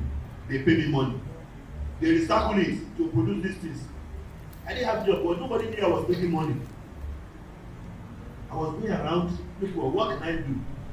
When I graduated, first thing I did was that, no, I don't like everything for anything. That's my problem. I don't like everything for anything. Sell money, no, I hate it. So I told my people, if you have any of those people that are very rich, they want someone to be coaching their children in the house. I don't want their guests to go out to lesson. I'm interested. I was telling everybody, so somebody got me, somebody, my house is clearing, and I was going there every evening to coach the girl in the house. I go back to the house. My brother didn't know I was doing anything. So when the month ended, I collected my pay. I buy one bed. Where to get money? So when I go out, I'm not going to play or to go and sit down with friends. I go to coach. And I was making money. I also go around, pick battery cases, tell them to pay plastics. I take it to them. I get money from it. And I was doing that gradually until I got a job. So when I got a job, I studied computer engineering, I studied electrics engineering. And I developed into computer engineering. But I didn't stop because I like money. I'm not like you. I like money so much. I had friends that were in England everywhere, and they were buying cars, sending them to Nigeria to sell. So I was helping them. So they now send one boss. I said, this boss, so I'll be paying small. I want to use it. So when I'm going to work in the morning, I will take that bus. I was living at Egbeda. I will carry passenger from Egbeda, Ikeja. From Egbeda, I go to Lagos Street. I drop there. I come back to my office in Little Road. I park. I go and do my work. When I finish, I carry the bus. I run to Obalende. I carry Ikeja. I run to Ikeja. From Ikeja, I carry Egbeda. I go home and sleep. That time, my salary was about 400 naira in those days. But on that bus, I make 1,000 naira a day. Do you get me? So, if you have tried to copy me, you won't be able to live the kind of life I'm living. Like I said, determination and discipline. At the same time, I didn't try to go and rent a bigger house so that I can say I'm a big man. I was trying to keep money somewhere, spend money. Before I got married, I already ensured that I pay my rent, I furnished my apartment. I said I've never bought Tokumbo tea in my life. I've never bought Tokumbo tea. Not even Tokumbo fridge or Tokumbo. I don't buy Tokumbo teas. But I work my money. I just spend it. That's why I call it determination and discipline. It got to a point, like somebody said, yes, challenges of life will come. You might be broke. Business is not always rosy. There are times when it will go down. Time will come up. I attended programs like this as you are coming to me in those days. His name is Pastor Adrian. He was one of their, and he spoke about opportunities in the solid media sector and the college sector. Because I like money, solid media. I was interested. So the money I was making in the computer that I was keeping, I tried to be doing exploration to go down Nigeria, look for mineral I can extract and go and sell at profit and be making dollars. I was telling myself, I want to be earning dollars in Nigeria. So when they want to talk about the Nigerian economy, they will call me. How much can we get from you, sir?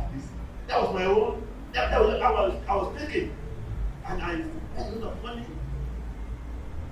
My friends are busy buying houses everywhere. I said, I don't have money to buy a house because I was thinking I must still invest. I cannot afford to start saying I want to build house now. I want to do this. I just want to invest. Look, the money you put on property is tied down fund. And so you can finish it at the same time. I made a mistake though. Sometimes I don't like this. I went to buy a land. When I was not, I realized that life continue putting money here and I'll be borrowing money to do business. This one better wait. Rent is a small thing. I can still be paying it. That is what they call, you have to look at the priorities in life. That's where the discipline comes in. Because my friend is doing this, because my friend is living in the Victoria Island, I want to live in Victoria Island. You miss it. You have to look at God's program and opportunities God has brought your way in your own life. So I went to it, and truly I did a very good survey. I got the product. I was the one that detected that we have copper in Nigeria. When I went to study that ministry, that the listed copper as one of the mineral resources we have in Nigeria, and I got the mineral. I got the community. I got the land in Bauchi. After going through this, I cannot just extract and process. I need a big company. So I started looking for companies all over the world that can process this thing. I got a company in Thailand, but they said our copper is copper ore. You need copper sulfide because the sulfide they use to power their turbine. You cannot use it. I continue. Eventually, I bought one in Belgium. Oh, they like the thing, they said it's okay. And they gave me an LC to the tune of about $800,000. I said, money has come. When I finish this one now, money has come. I went to the bank to support me. I went to Sterling Bank. Is it Sterling we call it now? As at that time, the bank I used the LC owns 40% of Sterling Bank in Nigeria. I realized that our banks are just doing trading. They're not interested in your business. If you have your money, bring your money, let's see for you. They're not interested to support anybody. That's why I don't respect bankers. They know me. I tell them, you are just laughing and proceeding for my money, not for me. You don't like me. If I'm broke, you turn your back against me. I don't like them. I tell them straight. And I was looking at the price would have gone to $1,000. The business would have gone to $1,000. But the payment will be on the price on the day we export in Nigeria. I went to SGS and I told them, I've done everything. To now get the little money to support me, there was nobody there. And I was carrying the SC around. For 6 months, the SC expired. I said, Opari, all the money I made from my computer business, I've wasted it. Nothing again. That's that. Where do I start now? And I went to borrow more money again and buy a small drop to now go into haulage that man also spoke about that side. Today, I'm still doing haulage business.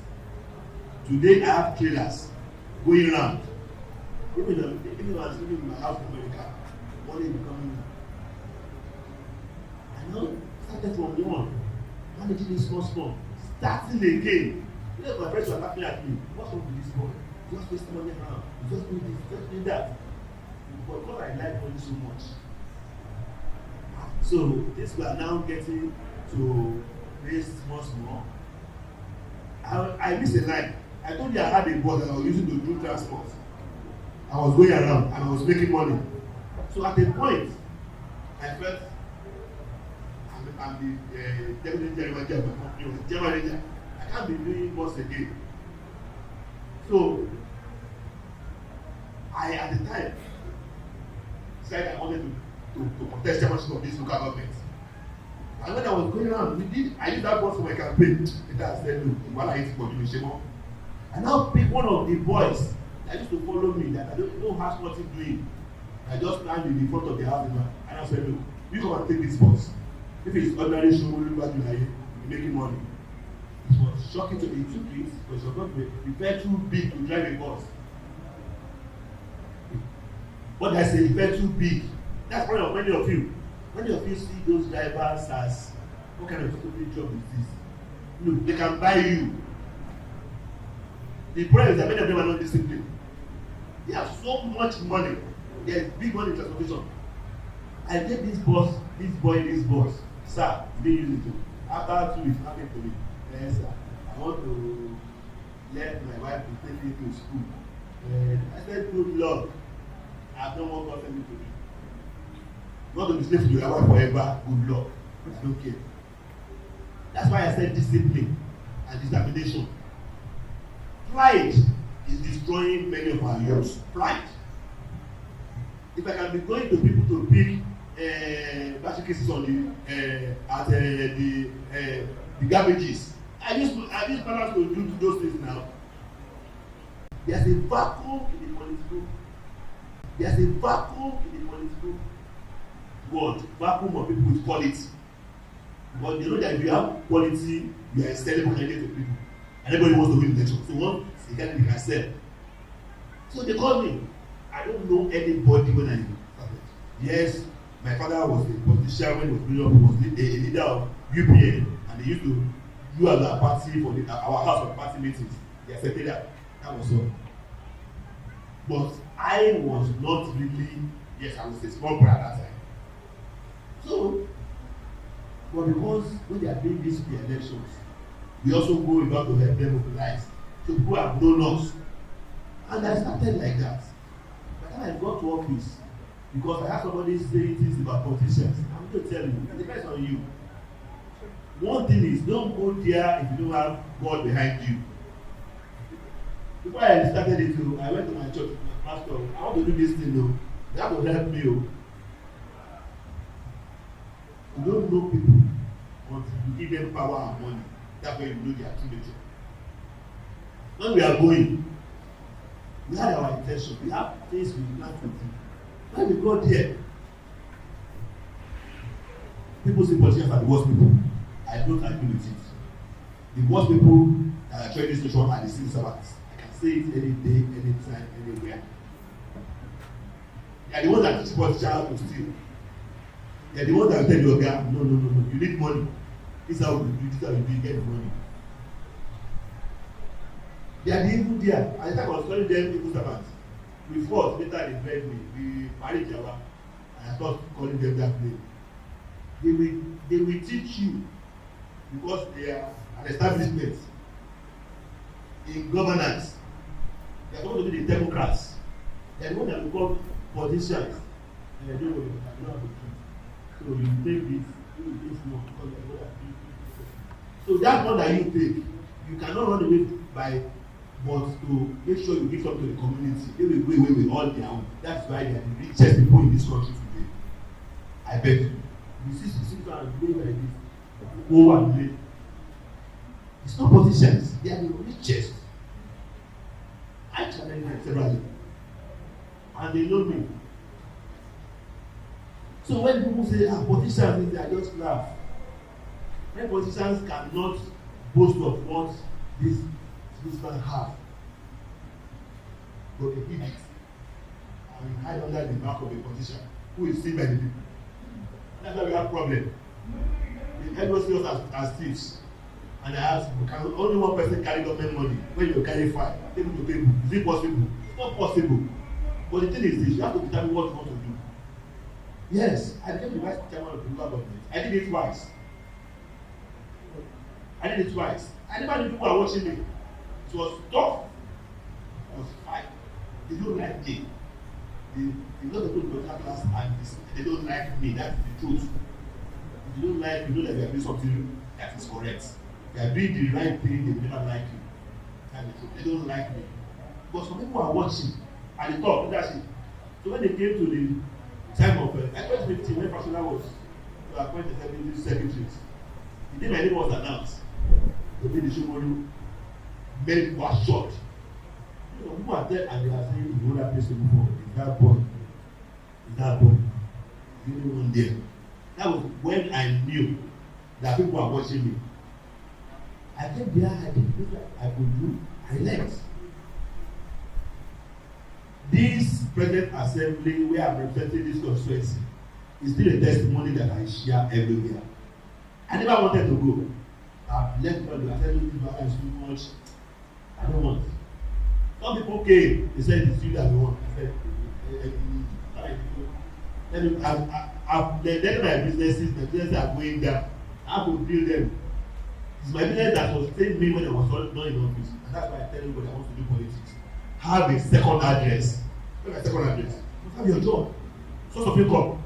If you make your source of income, when you have problem, you go and be frustrated and you be forced to do what you're not supposed to do. Because you are broke. Because you cannot eat. But when you have something you are doing, you are bold. You walk away.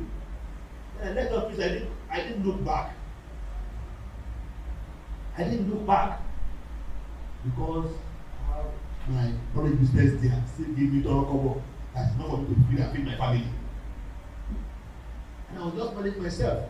Cut my coat according to my size. That's where the discipline and measure area comes in. So when this opportunity came again, I said I'm not interested. They started calling me. No. They went to the leadership to tell them this place we want in this place. They say so. They call me that you are the candidate. Sir, I just said, God, what is this wahala again? What is wahala again? So, I want to run up very quickly. So, when I now came back, and I started the campaign, that was where I now realized that everything you do, people are looking at you. So, I want to now come. You did the boss at so time. You did the boss at so time. I can't even remember. And that is why whatever you do is important as you are growing up in life. You might think nobody is seeing you, somebody is watching you. And that is where I want to round you up. You got to be determined. Think of something around you that you can start with. Like they said, the system is not the way it was before. I was discussing with some doctors, that's what the medical field in Lagos, and I told them, when you graduated from medical school, you go to NYSC with a car. But when doctors graduate now, it is struggle with life. That is the way. It is not the same thing again. And we just have to come to terms that things have changed. So, and many of you too, parents, they are spoiling these children. These days, we now pay for mercenary to do exams for them. That's the way we destroy many of children. If your parents are paying mercenary, you believe that you need mercenary to pass the exam, you have missed it. Forget it. You've got to work hard. If you believe that hard work pays, you will enjoy it. And I'm telling you, hard work pays. So determination and discipline is very important. Thank you very much, sir. Let's give you a sounding round of applause. We know that as Shomolu one has shown, something else will show too. So, sir.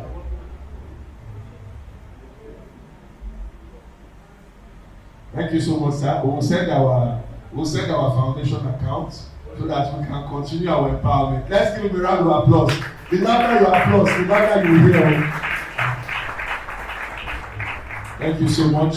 So you've heard from another part of the divide, from the political part, because of the comment about wolves and sheep that were made earlier, to show that there was a base before politics. Mr. Phillips' time is far spent, and I know he has another commitment to go to. In fact, we have far exceeded our time. So we'll just take those 3 questions, after which he'll give his closing remarks before he leaves, and then we'll be able to go into the other sections of the day. Number 4, please, and please summarize your question in 30 seconds. Who was number 4? Please come quickly, 30 seconds, your question, make it very brief. We'll take the 3 questions together so he can answer at once. So number 5 and 6, please come and stand behind him so that we can take your questions together. Please just stand behind him. Number 5. Who was number 6? Okay, just the 2 of you. Thank you. Good afternoon, sir. My name is Bakari Walima, a student of Olabisi University. My question is, how can 2 people working on a business idea or venture together avoid conflicts and maintain a good working relationships?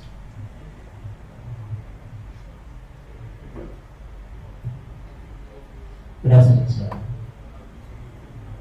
My name is Oluwa Pegumi, and I'm also engaged in outsourcing activities, just like my brother, Mr. Benny. And you've answered most of the questions I want to ask. It's just that for when I heard him speak, and for someone like me too, we're at the point where we need mentorship. Am I right, Mr. Benny? At the point where we need mentorship, there are a lot of things we need to put in place. We're talking about documentation, we're talking about financing, partnership, those kind of things. I just feel like carrying you and him, I should just be going low so that I can be asking you questions, sir. But there's a lot of things that still need to be said. I don't know how we can get such mentorship, sir, for outsourcing activities, sir. Thank you. Okay. All right. One more person. He's one of the sponsors of today's event. He's a young man that is a younger brother to me. But as you see, this young guy, he has his own store with turnover in the millions every month as a young person. So he has challenged me, and he has brought 50 people here today with him. So I'd like to give him a round of applause as we take his comments. Thank you, sir, for the opportunity. Yeah, what I want to ask about is that you talked about investment, and we are youth. We really want to invest, we want to buy shares, we want to buy stocks, but we don't know how to go about it. Are there platforms that we can buy shares or stocks that I want to invest in? I talked about investments.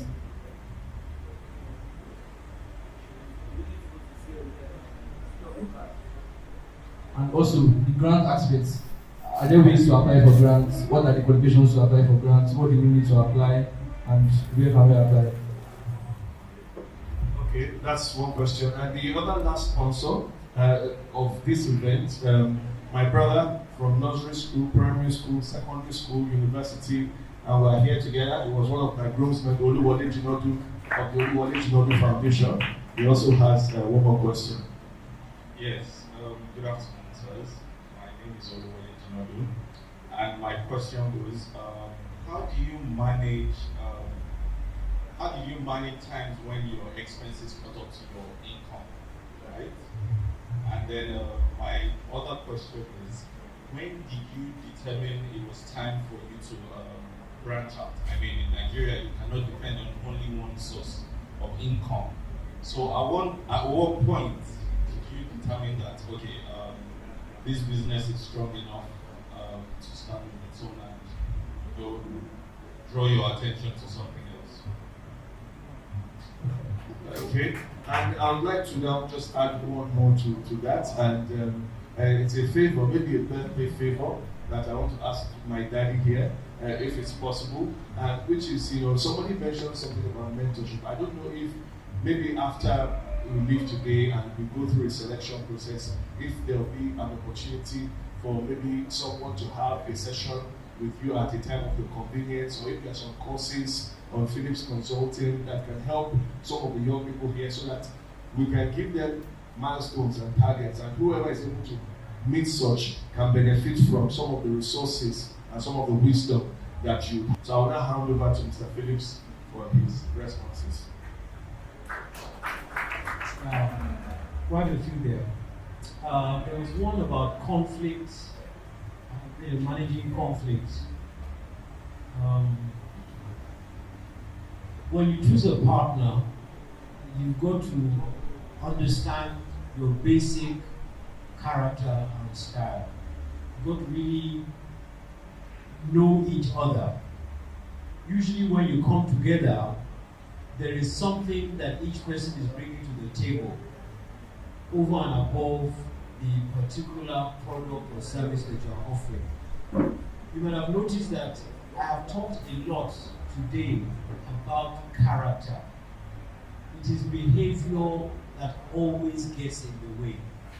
It's not ever about competence. It's always about the behavior of people.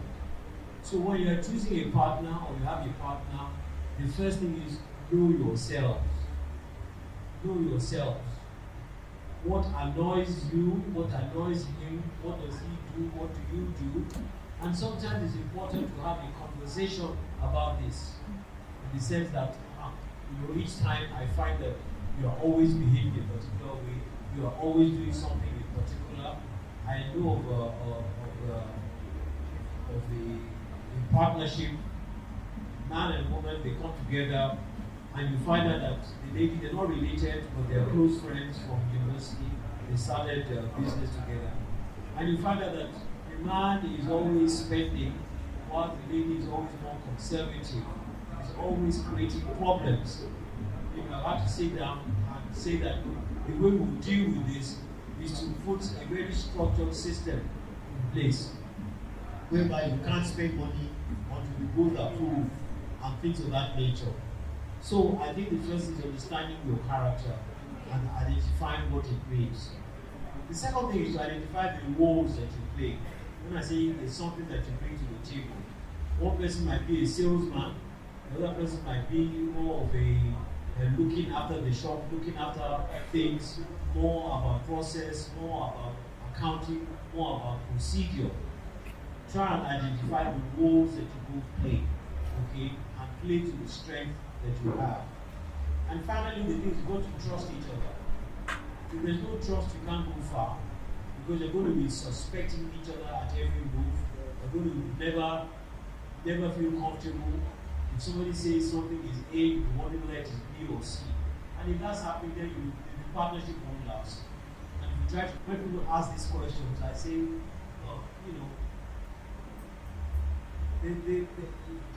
intuitive, or maybe I was assuming so much like that. So that's what I've done with you. Understand your character, personalities, and then give yourself different roles. You are responsible for this, because if I'm responsible for marketing and I'm bringing in all the work, then you say, because I bring in all the work, I'm going to get all the money. You say, no.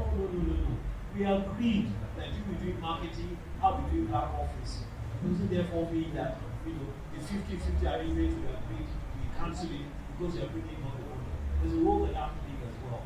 So one must understand the roles that you give each other, and like I said, to trust.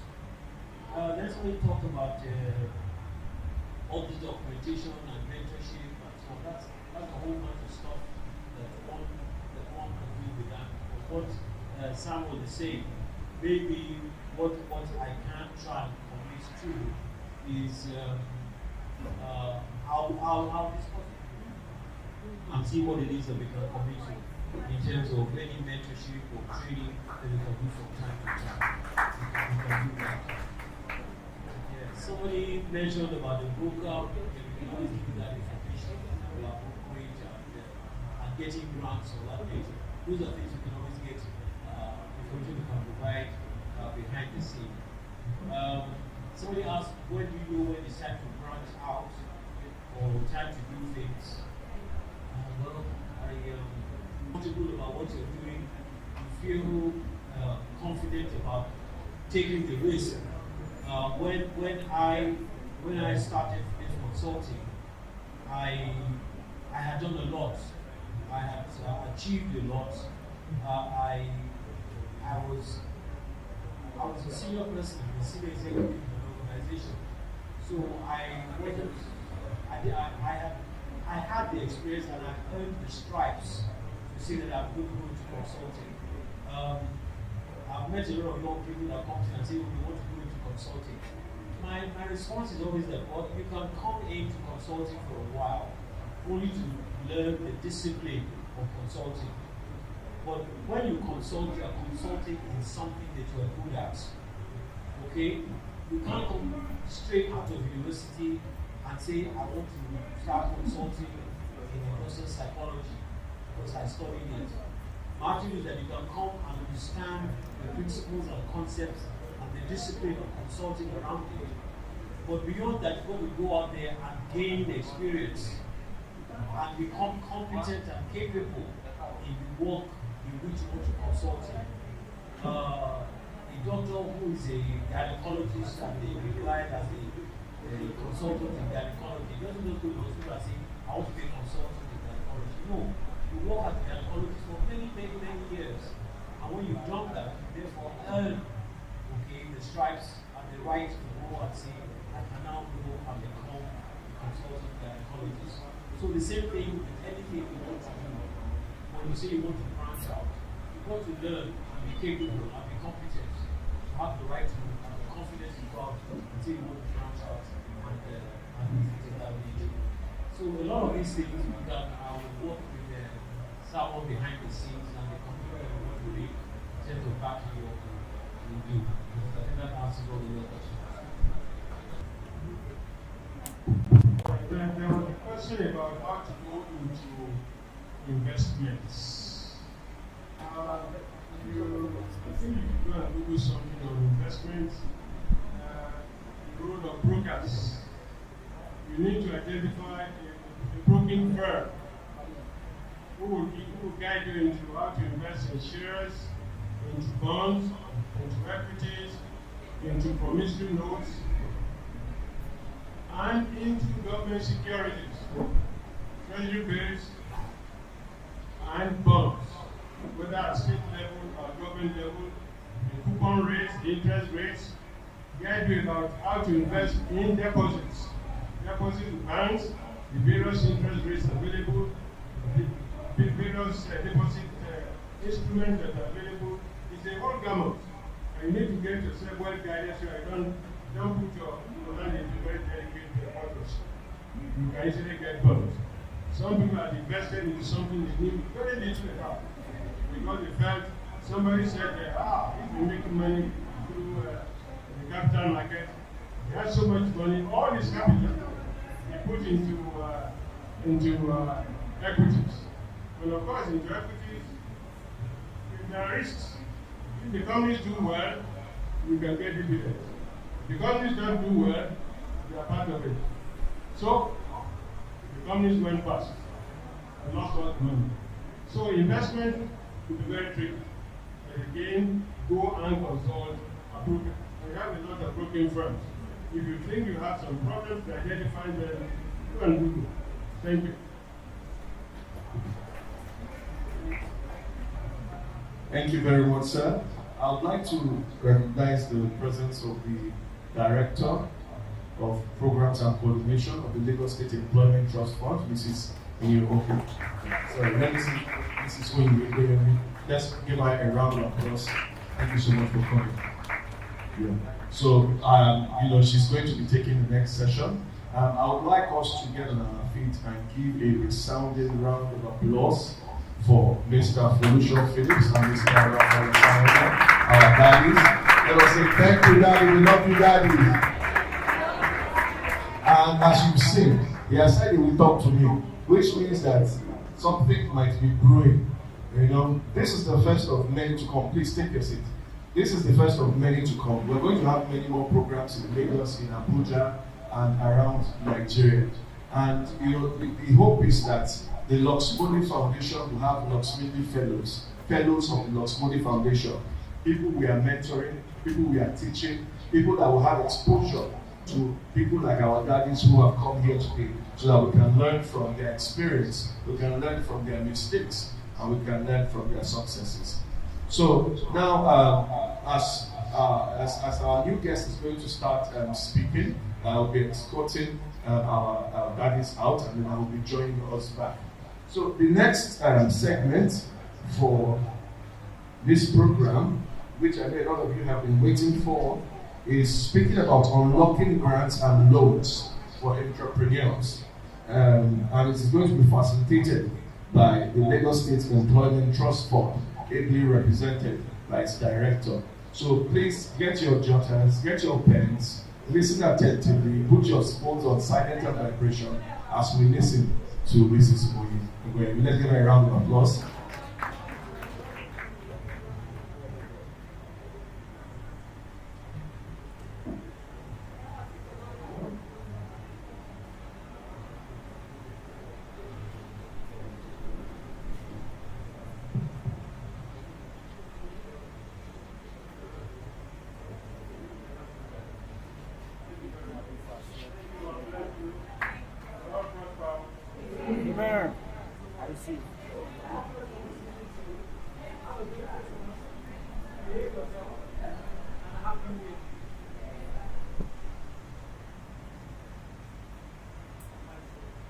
Okay, good afternoon, everybody. It's lovely to be here, and apologies for being late. I think this season comes with a lot of busyness. Everyone wants to wrap up the year. There's one thing or the other to get done, and we want to wrap up so that we can start off 2025 on essentially with our feet on the ground. So apologies once more, but I'm glad to be here. I'm glad to engage with you. It's very exciting to see everyone starting from outside and right here in this room. Okay, so my name is Ms. Oyi Egbeyemi, and I'm the Director of Programs and Coordination at the Lagos State Employment Trust Fund.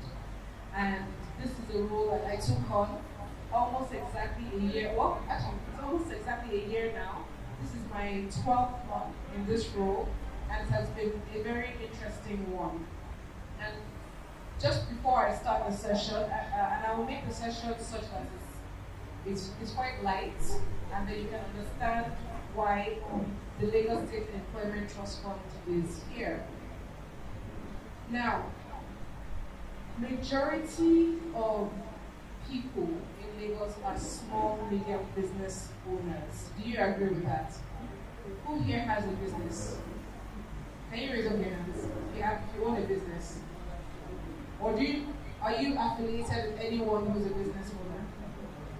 Okay, thank you very much. So it is inevitable that small business owners make up majority of our economy. They make up majority of our GDP contribution, both for Lagos State and for Nigeria. So we have a huge role to play in nation building and nation development. It's very important that we then have access to the right resources and the smart resources that can make us amplify our businesses. So that is why LST is here. How many of us have heard of Lagos State Employment Trust Fund? Sorry? You're just hearing it for the first time. Okay, not for the first time, but you're hearing it. Sorry? You don't have access. Why don't you have access? Have you, I want to hear more context to that, because that will be feedback from me and my team. So I'm just trying to make it a little interactive, because that's where we'll get more value. So why do you think you don't have access? Can everybody hear him? You want to speak to the mic? Okay, but okay, from your perspective, yes, Anna, just give what your perspective is so that we can correct it. Okay.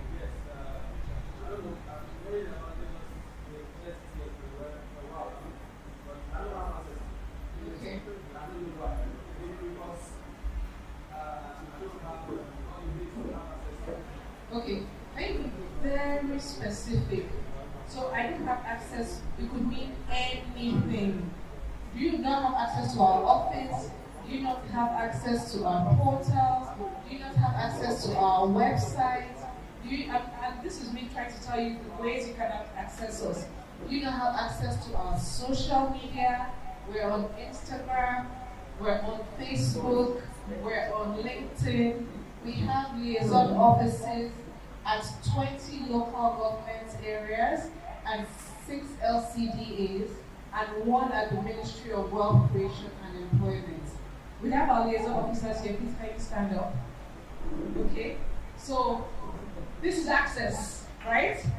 Please give them a round of applause. So we are already clapping. So this is access. And now let me take it a step further. You can sit down, please. Thank you. Okay. No, not you.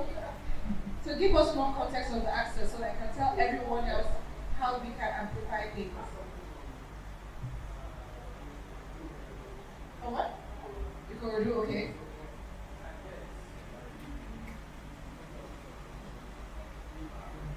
Like an office. Oh yes, we have an office in the room. I don't know where it is. Okay.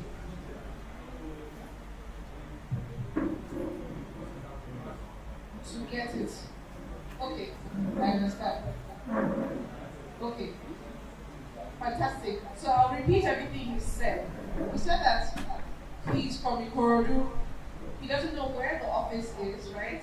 And you don't know what the criteria is to access our programs or our services. Okay? And that's why I'm here talking to you today. Thank you. Okay. Thank you very much. I think I have some flyers. Do you guys have flyers here? Yeah, you shared the flyers. So please hold on to your flyer. I believe the flyer has our addresses of all our liaison offices. So if you check the flyer, you should see the address of the liaison office closest to you. You should also see a telephone number for the call center. If you're not able to get through to the call center, just send us an email. There should be an email address there as well. So we are accessible. I wanted to make it very clear. Physically, we're accessible. Communication-wise, we are accessible. We are very active, especially on social media, because we also realize that many entrepreneurs are young people who are very active online. So, do you all have your phones here? Is everybody on Instagram? So if you go to your Instagram now, look for LSETF. At LSETF. Let me just check that I have the correct. Do you find it? Yeah, you found it. Please follow. So you can follow immediately. And I would say that social media is one of the best ways to keep in touch because it is updated pretty much every day and sometimes even multiple times a day. Okay? So please follow. Okay, now I'm going to get into the session. I just wanted to be sure that first of all you know LSETF, 2, you know how to access LSETF. Now I'm going to explain our programs at LSETF and what the eligibility criteria is so that you know if you're in a good position to start to apply for them. We try to make things as, I want to say that we try to make them as simple as possible, but also bearing in mind the education and learning required to be an effective entrepreneur or employee as well. So I'll start. LSETF was established under the Lagos State Employment Trust Fund law in 2016. So we've been in existence for about 8 years now, and I would say that we're thriving because we've actually created over 200,000 direct and indirect jobs through over 16,000 loans and over 16,000 employability beneficiaries, amongst other programs that we continue to run. Our legacy program is our access to finance program, and I call it legacy because it's actually what we started with. So anybody you ask about LSTF who knew about us in 2016 will say they're the ones who go to for a loan, and we are still doing that. That's actually one of our flagship programs. Our loans are very good because they are single-digit interest rate annually. Can anybody tell me the interest rates you can get from a microfinance bank today? Annual or even monthly? Does anybody know? Speak up. 24% per annum. Okay. And you know what that means? Let's say you have 100,000 naira. What's 24% of 100,000 naira? What's 10%? What's 24% of 100,000 naira? 24 what? 24,000 naira. So think about it, that it is going to cost you 24,000 naira to get a loan of 100,000 naira. Just think about it in that context. Whereas at LSETF, our interest rate maximum. Sorry. Okay, are we good? Okay. Our maximum interest rate is 9%. What's naira? So can you do the comparison? Which one would you prefer? To pay 24,000 naira to access 100,000 naira, or to pay 9,000 naira to access 100,000 naira? Tell me, which one would you prefer? 9,000 naira, right? And guess what? You pay it over a course of 12 months. You pay back over a course of 12 months. So I wanted you to understand the logic behind that financial, I guess, literacy to an extent. That is the main feature of our loans. Now, in order to access these loans, we have an application platform. It is loans.lsetf.ng. And I'll say it again for anyone who wants to write it down. Loans.lsetf.ng.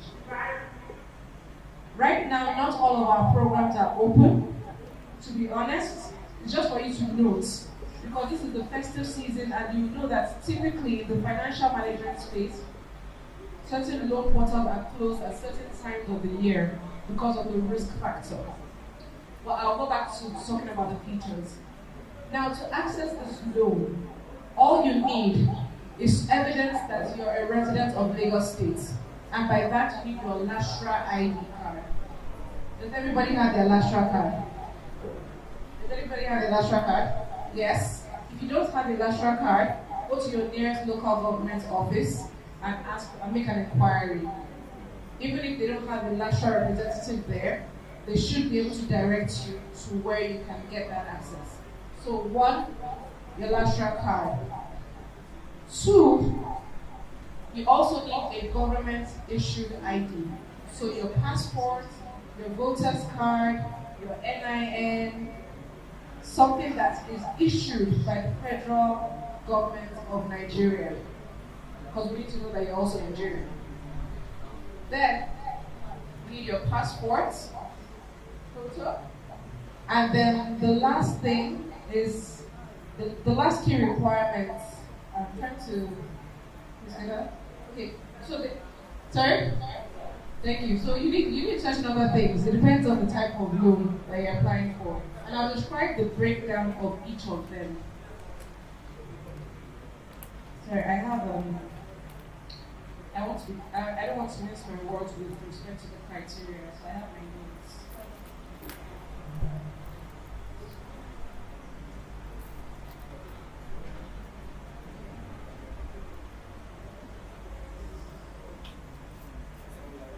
Okay.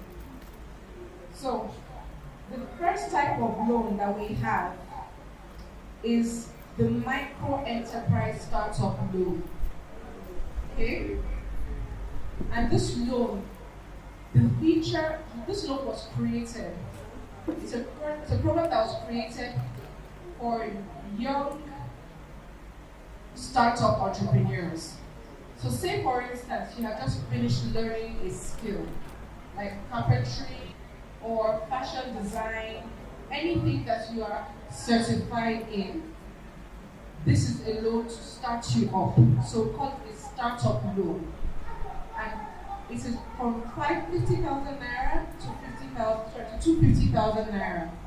And we've made it small in size because we also recognize that people who are starting off with this loan are new to entrepreneurship. We want to make it easy for you to acquire money, and we want to make it easy for you to pay back, and make sure you understand the concept of financial literacy and bookkeeping and all these little things that you need to do to pay back the loan, because it's not a grant. You need to understand and distinguish between the loan and the grant. So the microenterprise startup, like I said, 9% interest rate. You need your Lastra ID. You need your tax ID, like you said. So your tax ID doesn't, for microenterprise startup, it doesn't mean that you have to already be paying taxes, but it requires you to already be in the tax bracket. Because in order for you to grow and scale your business and to formalize it, you need to understand what taxation means at the very least before you start paying your taxes. Following that, like I said, the ID card, you need your BVN. Who doesn't have a BVN here? Okay, we all have our BVN. If you don't have your BVN, go to your bank and make sure you get it. I think everybody by now should have their BVN. And then for microenterprise startup, you need your training certificate in addition. Now, the next category of loans is the microenterprise loans. So that is ME. So the first one I said was microenterprise startup, MES. The next one is an enterprise that has been in existence for perhaps 1 or 2 years. So you can even think about it like this. After you establish yourself as an MES category, you can then upgrade to an ME after 1 or 2 years of working and formalizing your business gradually. So that's ME. And ME goes up to 500,000 naira. It essentially has the same features, but for ME, you don't need a training certificate as an entry requirement. The assumption is that you have already been in business, and you can demonstrate that you have already been in business. So one additional requirement for that, for the ME loan, is your bank statement, a 3-month bank statement. We need to be sure of your financial health, either as an individual or as a business. What money do you have coming into your business? What money do you have going out of your business? And what is the delta? Can anybody define what profit is? Any business studies students, former students here? What is your profit? You don't have to be right. Let's have a conversation. What would you define as your profit? Who is shy? Lady in the brown shirt with the do you want to share with us? What is your profit? Can you say it again? Yes. Exactly. So your profit is your total revenue, essentially all the money that's coming in from your sales and your business activities, minus your total costs. So your cost can be your cost of production, which is maybe your cost of raw materials for those who are into production manufacturing, or the cost of transportation, the cost of running your office, your cost of rent, your cost of staff, if you're paying people, anything that you spend money on that's directly related to the business, that is your cost. So now, if your cost is less than your revenue, is that a good or a bad thing? Is it a good or a bad thing? Good or bad? Good. Good, right? Because you're making money. And you're keeping money to either reinvest in your business or maybe to pay your staff or to pay back on your loan and so on. So that's what I wanted to make clear. Because we do look at your bank statements for the ME and more established businesses. We need to be sure that you are sure that your business is thriving. Okay? Now the final loan category that we have is our SME loan. Again, by our definition.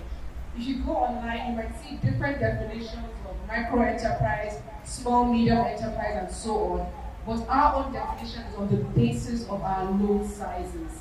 So now this loan category is for, we call them our slightly more sophisticated businesses that have been in operation for 2 years plus and need an additional boost for expansion or one reason or the other. Now the amount for this loan is 500,001 naira. The similar criteria, the only difference is that the bank statement we'll be analyzing for this one is 6 months, not 3 months, 6 months, and it must be a business bank account. You cannot apply for an SME loan if you have not registered your business. So one thing I will look out for is your CAC. And if you need support or assistance to get to your CAC, that's something that we can actually help you with. We do some business registration. But I'll get to that after I finish talking about the loans. So now, given all of this criteria, you have to submit all this documentation to prove that you're a resident, you're a citizen of the country, you're in the tax bracket, you have a face and identity through your passport photograph, you have the bank account depending on the amount you're applying for. So what do we do when we get all this information? Sometimes there's a lot of, for those who know LSCT, I'm not going to lie to you, even after I joined, it turns out that the review process takes a while. And intentionally so, because we need to be careful of who we're giving these loans to. Our loans are very attractive, I would lie to you. You can't get a single-digit interest rate loan anywhere right now. So we have a lot of people applying for these programs, but whom I think it's government money now. We should have access to this quickly as well. However, we try to do things the right way so that we can get the repayments because we are audited. We're audited by the State Auditor General. We're audited by a private auditor. We're about to engage a new one, but we had PwC or KPMG auditing us in the past. And we have to report to our Board of Trustees. We have to report to the Lagos State House of Assembly because it was on the basis of their approval that we are in operation. So we need to understand that it's not just something that we can have access to.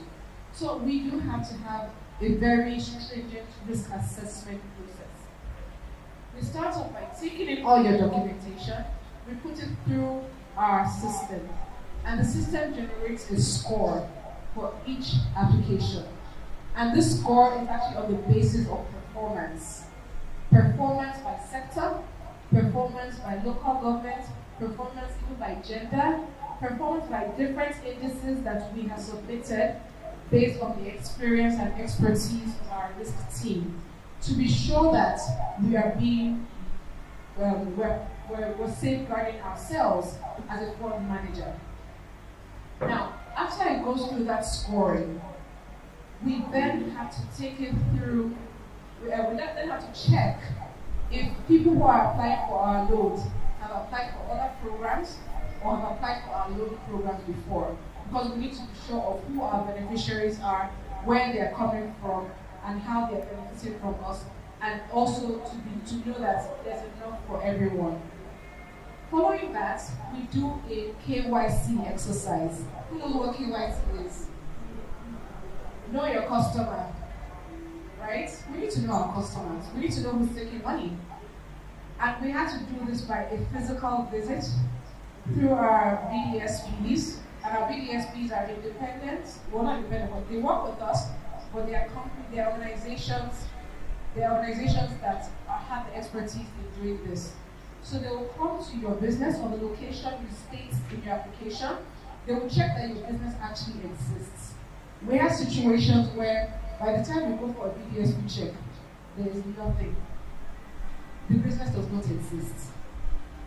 So we need to be sure that the business exists, the business owner exists. We can see some inventory, we can see some business activity to be sure that actually you are in operation and you are going to be able to carry on as a business.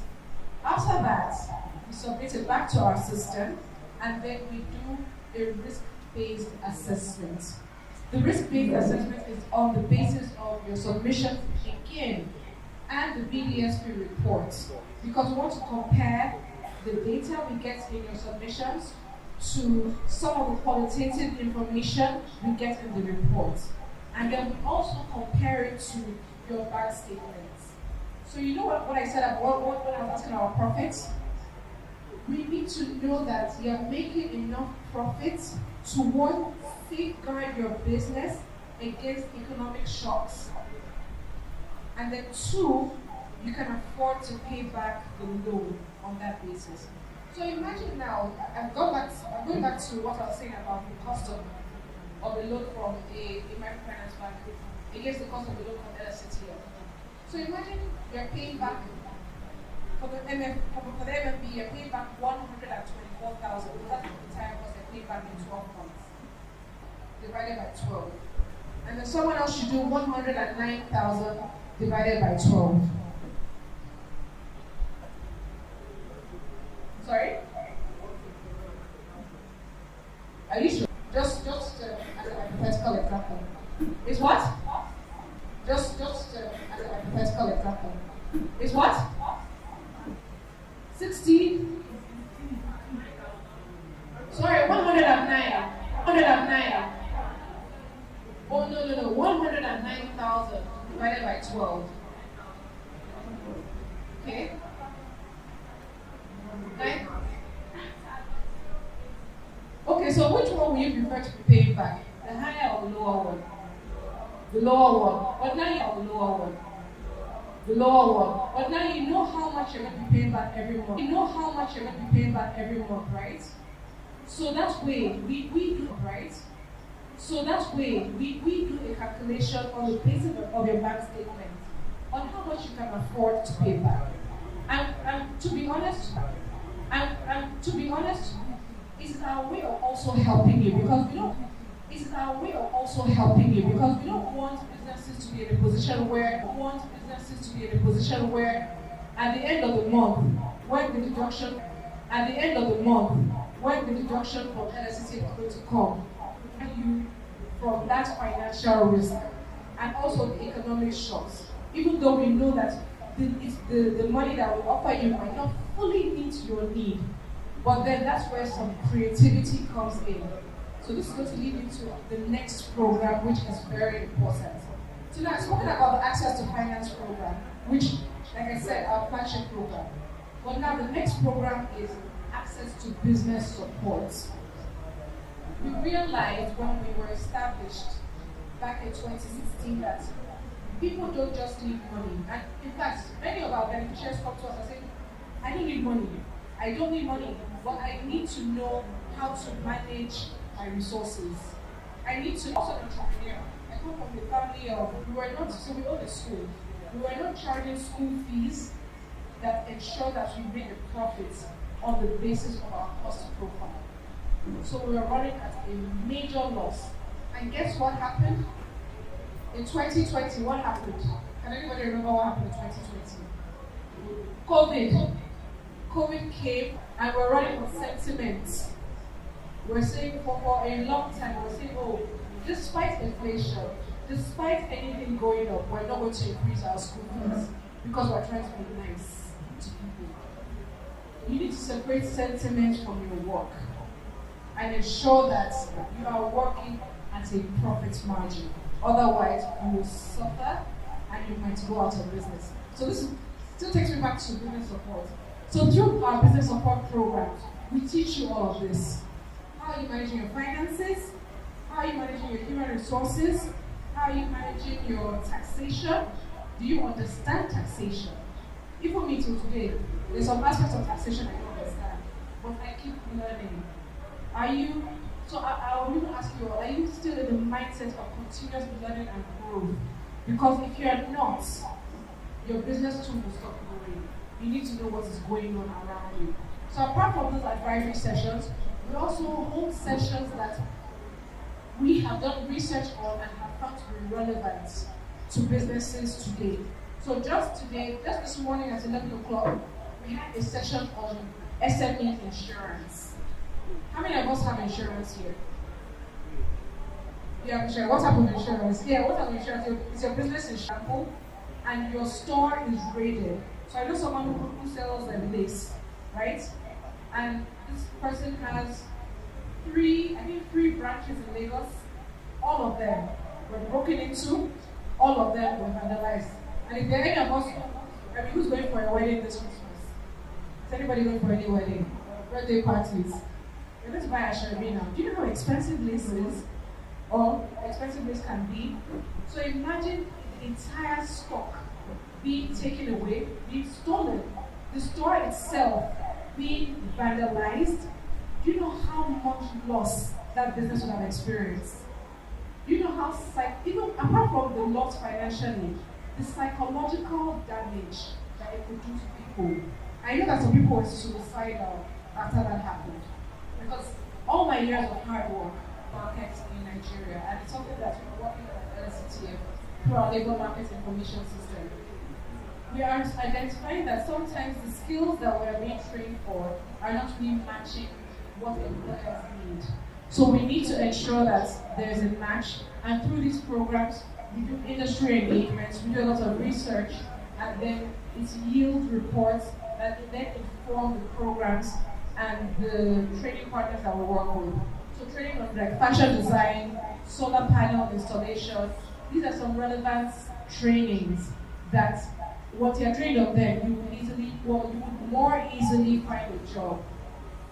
Now, another thing that I think is worth mentioning for young people and even older people, I remember I attended a session, a mentorship session for people in retirement age, and I thought it was so hard for me to see that they are still willing to learn. These are people above 60 and above. We have an e-learning as well, so if you go to elearning.lsctf.ng, I think that's the name of the link. e-learning.lsctf.ng. That's also free training in partnership with GIZ, and that teaches you soft skills. So as a business owner, as an employee, and I think as a general as a human being, there are certain things that they can't really teach you in school. Things like leadership skills, like communication skills. Somehow, I tested that today with the interaction. Communication skills, team working, and office etiquette. These are things that you may not be taught in school, but they will make you stand out as a business owner. If you're into customer services, or if you observe in certain organizations that these guys, there's a certain way they talk to me that I like. I want to go back to them for the service. So those are the kind of things that we also teach to make sure that overall you're more effective as an individual who's either running a business or looking for employment. Now, I think that's it with regards to our training programs. There's another model that we are trying to pick up on from 2025 onwards, although we have some mileage in it. And that's our hub model. Now, our hub model is, I said the theory behind that is that we understand the state of the economy, we understand that electricity is expensive, we understand that infrastructure is expensive, we understand that access to capital for infrastructure is also expensive. But we're thinking of how do we cluster entrepreneurs in a certain trade so that they're taking advantage of what is available in one location. So in one location, so that they don't have to spend, you don't have to spend money on your own to establish your own location, buy your own machinery, hire your own staff. You can reduce your costs. So that through that, we're doing a hub model through that. Right now, we just on October 25th this year, in partnership with USA here, we launched the first wellness hub in Africa, Oriki Hub, in partnership with Oriki, of course. So that way, entrepreneurs in the wellness space who are trained and qualified can go there and run their business, invite their clients, pay a fee which is far lower than your own fee if you wanted to establish your own, and then you can make a profit. So we're trying to cluster different sectors. The next one that we have coming up is a creative hub, which is going to be somewhere around the area, somewhere in Yaba. That's a 360 creative hub. And that's where, in that hub, we're going to have like a photo studio, we're going to have garment cutting, machinery. So it's just to create acquiring your own. And that way you can also leverage on the networking that you will establish with other people in the same sector. The Secretarial Grant is supposed to support anyone who is paying back a loan and needs additional boost. Operations is for general business operations, and then the technology one is for people who are who need tech infrastructure. So sometimes we would work with people to get laptops to run their businesses and so on. So that's what the grant program is. Those are the features of the grant program. Sorry, the one last program is our tech program. So if there's anyone here who has like an idea or is tech savvy or who wants to solve a problem using technology, we also have that program available through our workspace vouchers, through our idea hub program, where you come with your idea. If your idea is viable enough, we have a network of mentors who have a duration, but it could be up to 10 weeks of work and learning and building on your idea, research data, and then we do a pitch. That's what we're doing in the tech ecosystem. We know that Lagos State is becoming or is already the Silicon Valley of Africa. So we recognize that a lot of support is required in that space. So all of that said, thank you very much. Any questions? But that's it for me. Thank you. Let's give her a round of websites. Correct. I thought somebody was .com. Wow, okay, it shows you are listening. I wrote down some things also. You spoke about SME loans. How much is SME loan? How much is 5 million? I need SME loan, no, please. She spoke about ME, right?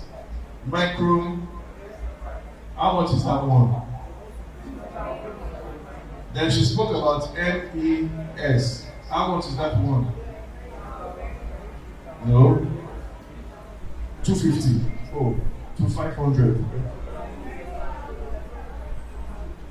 50 to 250 is MES. Why ME is ME? Okay. 50 to 500. So it's possible to get ME or MES and still 50,000, depending on your documentation. So, as she said, we must all have our LASTRA number. Coincidentally, this event is being way out to try and get your LASTRA number so that you can collect your money now. I'm just joking. I know she wouldn't give us the money now, but we can. I know a lot of people who have benefited from this scheme, and our foundation too is benefiting from it because we are partnering with them and we are fulfilling our programs. And I know a lot of you are into tech, right? Some of you are building applications, some of you are doing different things. So they have provision for such. Ideas grant, you're a problem solver. Like me, I can see a lawyer at the back there, a barrister, he just finished his bar exams. Congratulations. Provide legal services for cheap. The way you go to a market and you see 10 people selling pepper, I want a market woman to be able to have contracts with the person supplying her. So I want to be able to provide legal services en masse. That is an idea. It's solving a problem so that the women on the streets, market women and market men will not be cheated. You have an idea, you have an innovation, you can come up with it. The LSETF is willing to listen. And depending on how good it is, they may decide to provide funding for such. They also said they can register your business for you. So even if you don't have the knowledge or the funding to register the business, I don't know, I believe they have a sort of funding towards registration of businesses. We do business registrations, yeah, free of charge. Free of charge. The service is free of charge, but your requirements, you need to pay them. Yes, the service is free of charge. We do it in partnership with Templars, the legal, we love them. So, you want the loan, they say this is what you need to do. You need to register, they will register your business for you, free of charge, FOC. So, what more do you want? A lot of young people complain about lack of platform. Now, the government is saying, if you have an idea, we will give you the funds. You now say, okay, I have an idea, but I don't have the requirements. They are telling you that they will make payment for the requirements for you. I think that is a very good and commendable effort by the Lagos State government. Now, you need skills. They are providing training programs. If I were you, as I'm here now, I will go on that website, the elearning.nsctf.ng, and begin to register. Look for the certificates that are there. These are things that you can probably put on your CV. Once you go through the online courses, you can put it on your CV, and it makes you more marketable for your jobs, and it gives you information as to to make a headway. And they spoke about the creative hub that is coming up, and I'm sure that after this program, the NSCTF will be willing to partner with us so that the Lux Mundi fellows will be able to have some access, maybe at a discounted price, to the creative hub, hopefully. Oh, it's discounted already. Let's give them a round of applause. The creative hub is discounted. So you need an office space. You need somewhere to do your meetings. You need somewhere to get access to internet, to be able to talk to your clients in the UK and the US. Now when I say your clients, I don't mean Yahoo Yahoo. I mean your genuine clients. The creative hub will be available for you. Please, if they try to do Yahoo Yahoo, please arrest them. We don't support Yahoo Yahoo over here. We don't give loan for you to buy a laptop to go and do fraud. Now, something I would like to propose to the NSTF, I'm just saying this to them, in partnership with the Lux Mundi Foundation, is the Lux Mundi Accelerated Scheme, wherein, as you heard Mr. Folusho Phillips before he left, we are going to look at some potential partnership for mentoring and access to e-learning on Phillips Consulting, such that if we have fellows of the Lux Mundi Foundation, we can work with them and work with you so that once they get on this accelerated scheme, they are sort of your chosen children that you would help us to mentor and provide funding and access to funding for them. Is this something that sounds good? Yes, it sounds good. I forgot to mention. Thank you, sir. It sounds very good. We do have a volunteer network as well. And, well, this is preemptive things for my head of business support. But I'm trying to see if we can also curate a mentorship program by sector. It's still in very, very early stages. It's not confirmed yet, but it's something that I guess this conversation will inspire. Let's give them another round of applause. You know, the implication of this statement is that if you guys here become Lux Mundi fellows after this program, you have a shot at getting these funds that ordinarily you might not be able to get to. You have a shot at getting mentorship. Those gentlemen that you saw here are billionaires, not in Naira. Do you get what that means? When you see a billionaire in dollars, you heard the English, the opportunity to get proper mentorship from these people. And we have networking opportunity to liaise with the director of the NSCTF. Is that not a good initiative by Lux Mundi? Is it a good initiative? The person that said yes, the loudest. Now you go first collect money. Well, jokes aside, she has given us a lot of information as to the sort of loans that can be gotten from the Lagos State government. Now, before we take questions, I'm sure you observed that somebody else came in during the other session. She's my mother. She gave birth to me. Yes. Let's give her a round. She's also the immediate past director of grants for the Institute of Human Biology in Nigeria. Let's give her another round of applause. I also work for the Institute of Human Biology and the head of the legal department and the secretary to the board of trustees. Now, in her capacity as the head of grants, she has applied for and won grants for the organization in excess of $500 million US. So she's a grants expert. So we've heard a little bit about loans. So she's going to speak to us for a few minutes about grants. Loan, you have to pay back. Grants, you don't pay back. So it depends on what your business aligns with. Some of it, you know your business is so sure that with the loan you can pay back. Grants can be for businesses and can also be for NGOs or foundations, like what we are doing here. So I'm going to hand over the microphone to her to speak to us for a few minutes about grants, how to get the international ones, how to get the local ones, what you need to do, and then we'll then open the floor for questions on both loans and grants. And as we're getting to the end of that session, the NSCTF is going to have a table just outside there, so that if you have personal questions that you want answers to, that you cannot speak to here publicly, they will be able to give you answers to that. Is that a good plan? Okay. So let's give a round of applause to my mother, Mrs. Mudisola Reverend.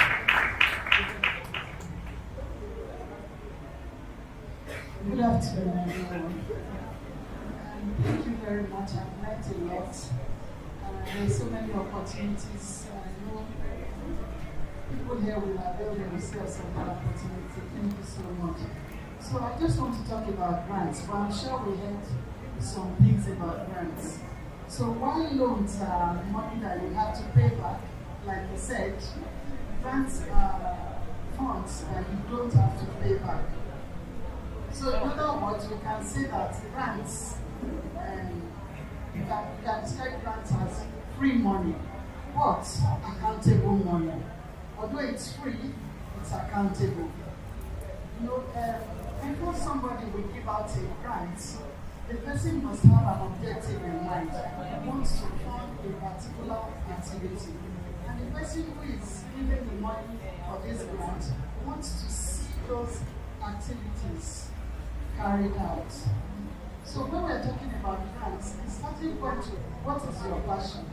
I recommend that when you are thinking of grants, you should think of a service first, something that you are interested in. A service that you are interested in providing, something that you are passionate about. When you are passionate about or concerned about a particular thing, then you can go into it. You will have the drive to write about it. Because when we are talking about grants, we are also talking about documentation.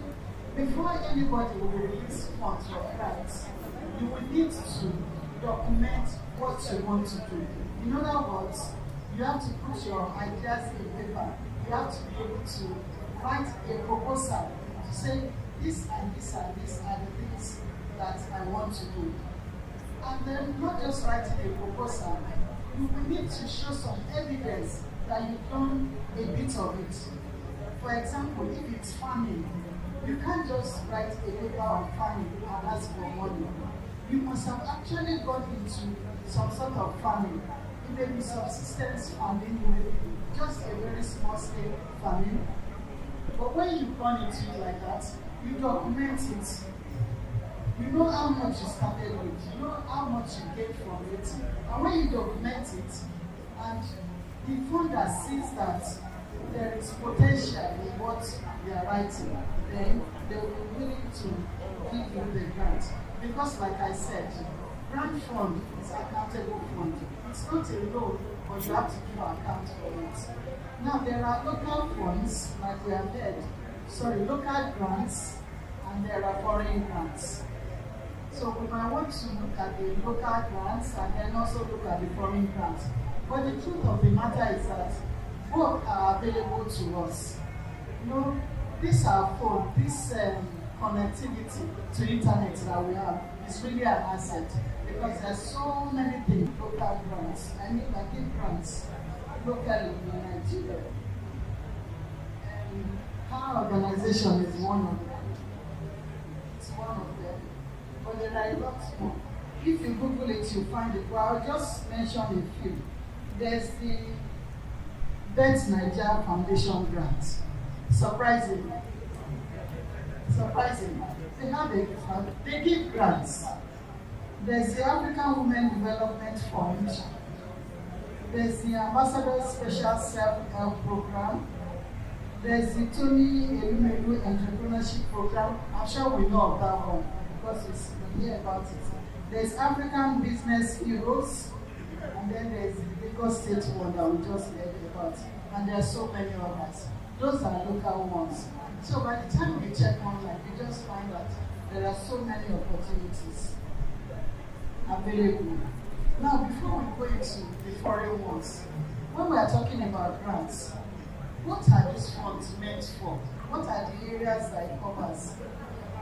Grants. You can get grants for areas covering health related.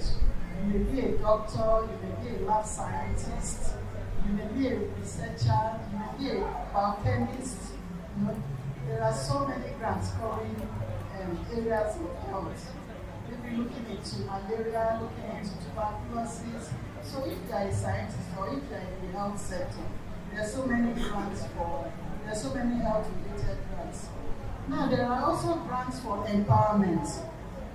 If you have the passion to empower people, maybe you want to empower the girl child, that's the popular one. I'm still looking for grants that will empower the boy child, but I've not been able to see yet. But there are grants empowering the girl child. Grants for poverty alleviation, grants to develop communities. Maybe you have a passion, you want to help education get into a particular community, there are grants for it.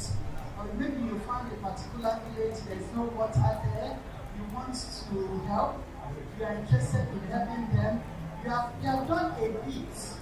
Sometimes you use your phone, but your phone can only go so far. You've done a bit, but you want to do more. And the bits that you have done, you documented it. There are such grants. Or maybe you are an architect. There are some grants that want to preserve historical buildings. There are grants covering almost every area. There are grants covering vulnerable people. Who are vulnerable people? People who are disadvantaged. People who are being cheated. People who are being abused. People who are orphans. They are vulnerable. So there are grants covering that. And then there are grants covering legal rights of people. So many people, they do not know their rights. And they're being cheated for so many years. So there are grants covering legal rights. If you want to go into maybe you're in a legal profession and you want to go into a particular sector, for legal rights, for defending people. There are grants for education. There are grants for agriculture. You want to go into agriculture. And there are grants for the environment as well. There are people who are interested in what goes on in the environment. They don't want the environment to be degraded. There are grants for information technology, and there are grants for documentation. When I started, I mentioned documentation. When we're talking about grants, documentation is key. You can't just have the ideas in your head. And what you have done, maybe you went to a particular primary school in a place, and then you paid for school fees of 2 children. You need to document it. You need to take pictures. You need to have receipts. And then those are the things that you will present to those who you want to take grants from. And then, of course, there are grants for research. You can research into scientific areas and non-scientific areas. Most of the common research that we know about are scientific researches, those in the field of science. But there are non-scientific researches as well. You want to know why people behave in a particular way. You want to know why people refuse to change when they're supposed to change. You want to know why people have a particular pattern when they get to a particular age. All those patterns that we are studying, there are researches. So those are the type of topics that are covered by grants. Grants, they are available, but we only need to know where they are, and we need to start. You need to have a passion for it.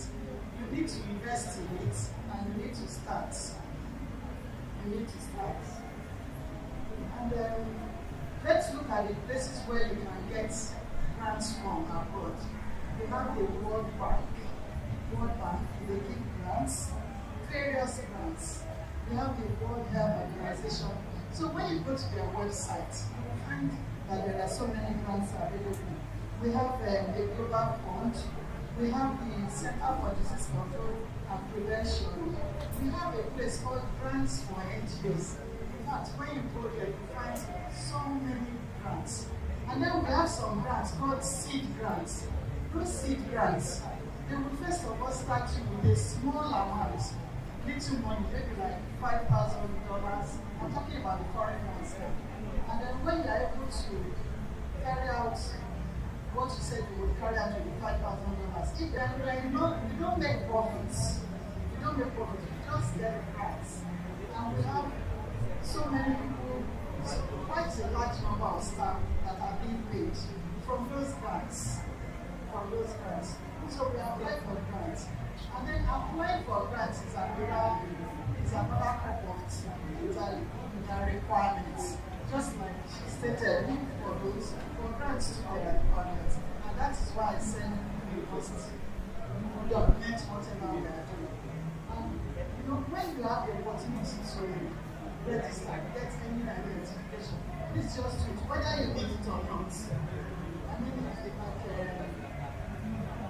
the identification that she mentioned now, or maybe international passport, if you have any identification that you want to do it.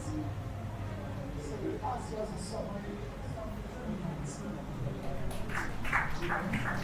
Let's give another resounding round of applause. What was the first organization she mentioned, international, that can give you money? Second one, organization. Third one. Fourth one, Center for Disease Control. Okay, this guy, you are going to collect money, I'm sure. You too, you want money, my birthday means, don't worry, you will get. So what it is that I want to make something clear. Because when she spoke about research grants, a lot of people are thinking it was just for health. No. You can look at recruitment culture in Nigeria. How do companies recruit? Is it a male-based recruitment system? Someone will give you $50,000 to determine if they employ more men than women in Nigeria. For your research, you can look at recruitment algorithm. Is it through Twitter they are recruiting more? Or is it through website? Or is it through Instagram? How are people getting jobs in Nigeria? That type of research, you might see $100,000 grants for it. Scrolling pattern. What is the scrolling pattern in Nigeria? Between 7 p.m. and 9 p.m., people spend 2.5 hours on the phone. So 70 million Nigerians are usually online between so and so. I, as Meta, the owner of Facebook, I want to pay for that information because I will know when to post my adverts. So this research, you will see other companies. You can even approach the likes of Facebook, send them an email. I will do this research for you into the scrolling patterns of Nigeria. Or app spending. How much do we spend on our apps? I'm not talking about betting apps now. Let's say it's a game. How much do people spend to buy extra coin in Temple Run in Nigeria? Do you understand? So you can do research into tomato consumption in Nigeria, and a foreign person who wants to invest will say, okay, you have already done the feasibility studies and analysis on how tomato is consumed in Nigeria. I need your data so I can determine if I want to establish a factory here. Do you understand? These grants are available for all of this. You can say the conversion from paper-based learning in Nigeria to digital learning in Nigerian public schools. So rather than using exercise books, you want people to start using tablets and smartphones in classes. What will the cost be? You'll be surprised because the government might want to give you money because you've done research for them. Progress comes from research and development. That is why there are a lot of research grants. I've seen a grant of $30 million. I've seen a grant this year of, was it $340 million US dollars that was awarded to one organization, $340 million US dollars. So as much as we are seeing loans, there are grants also, but you have to be innovative. You just came back from Delta State, is it? Which state? Cross River State.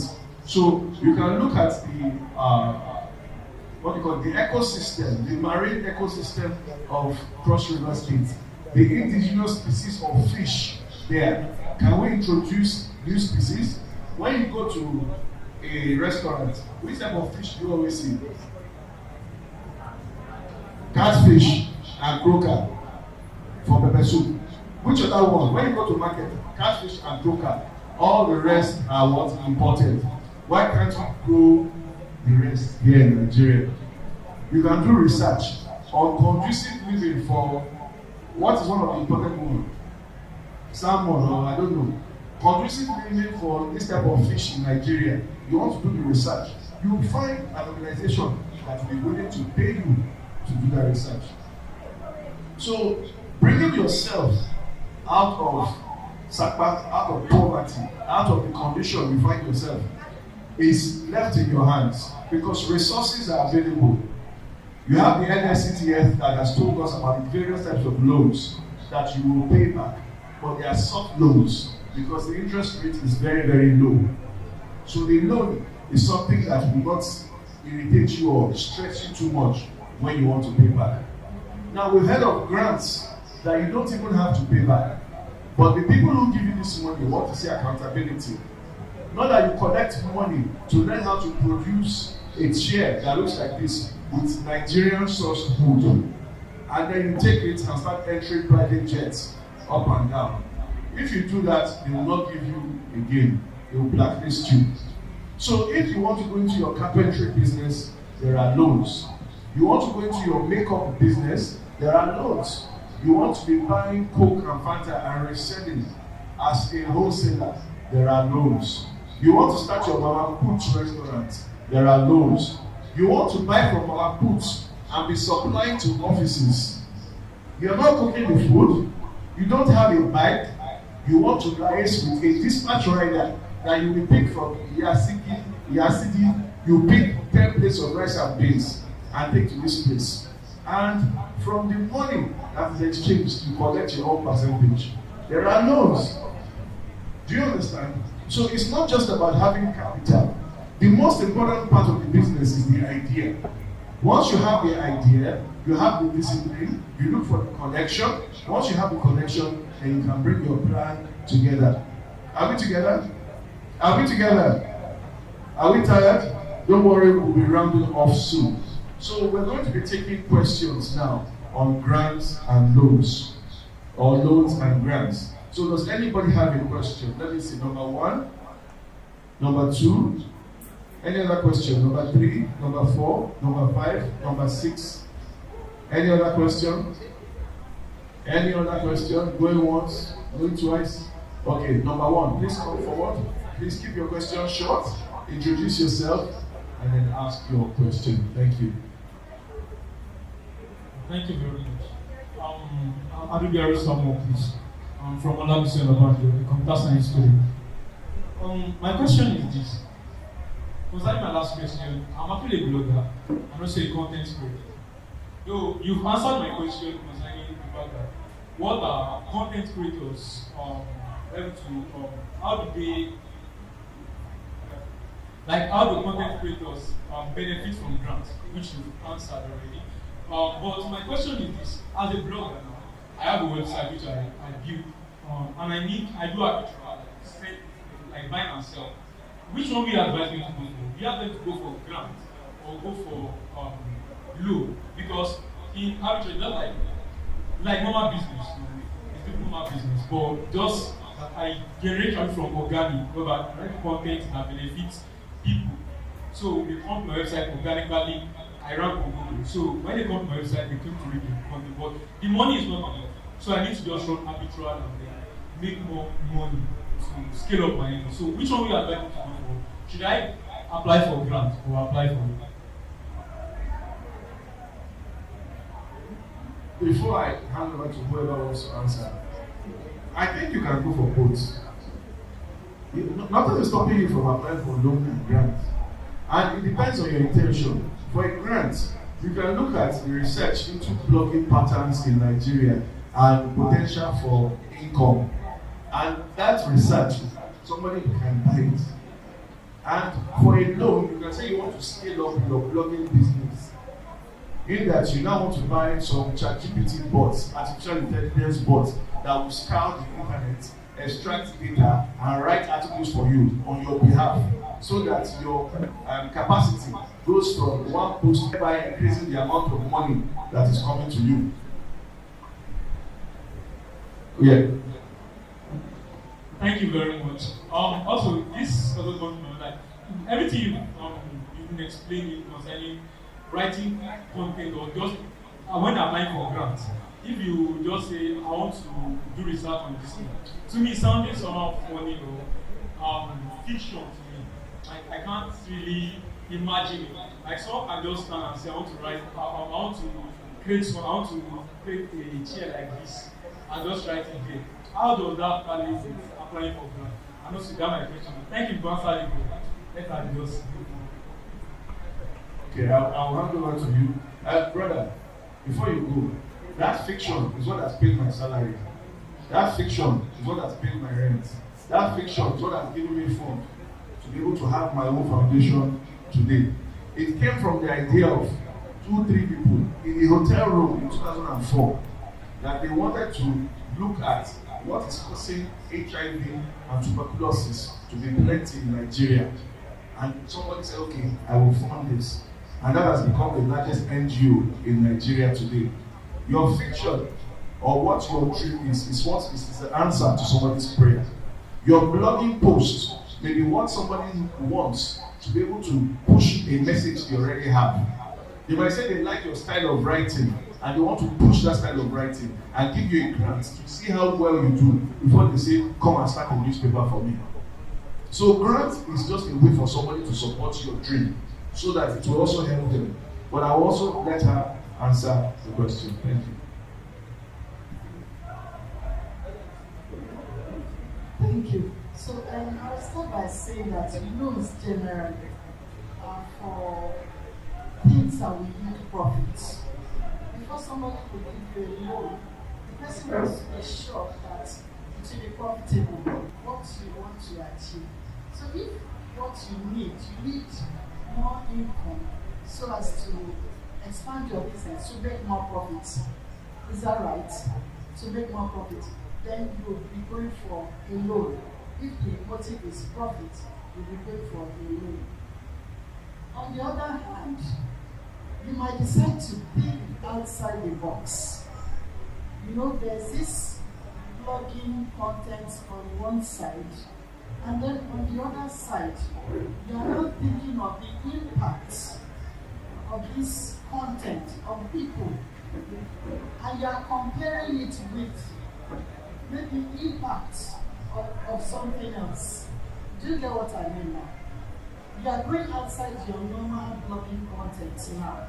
You are looking at how it impacts this set of people and how it impacts the other set of people.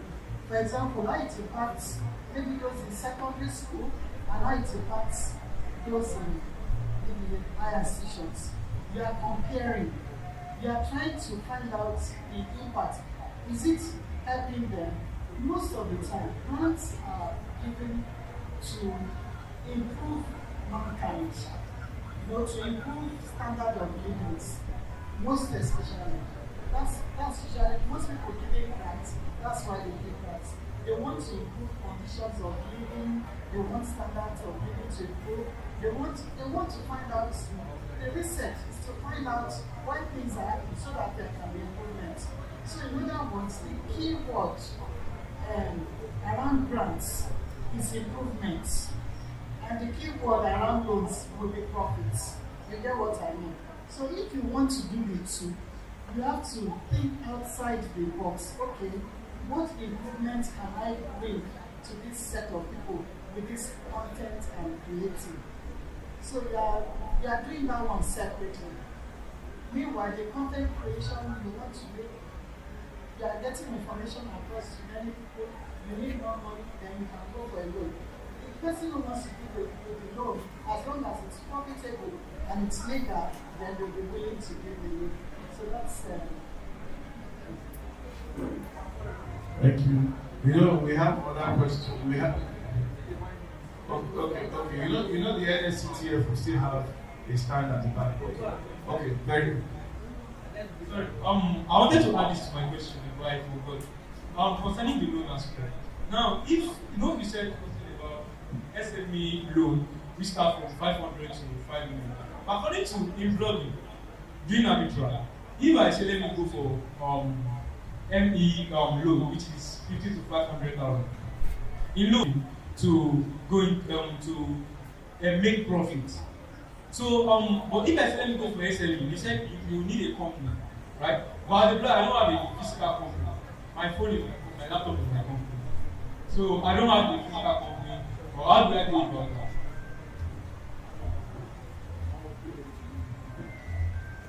So you need to register your business. So your business doesn't have to be an actual physical location, right? So the business I run separately, we don't have an office just yet. But we have a location that we can use as an office. So there are virtual offices available, but you have to be registered with CAC. So you need to be registered with CAC to formalize, so that we know that you are officially a business owner and you're formal. Because we tend to have many businesses in the informal sector. They make up a huge percentage of businesses in Lagos, but we're trying to get people into formalization. Okay. Thank you very much. Number 2, please. Very quickly, summarize your questions, please. You almost answered the question, but I need a deeper understanding.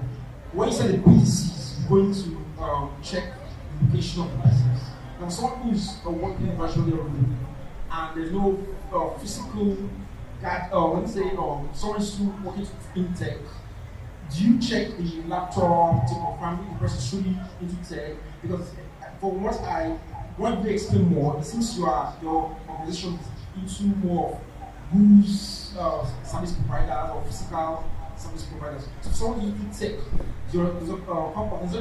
businesses come to location. If it's someone people own without a virtual, without a physical office, how do you check that? And for Mrs. Orekwa, concerning grants, I believe with your experience in grants proposals, how do you help us to give us a technique to draft?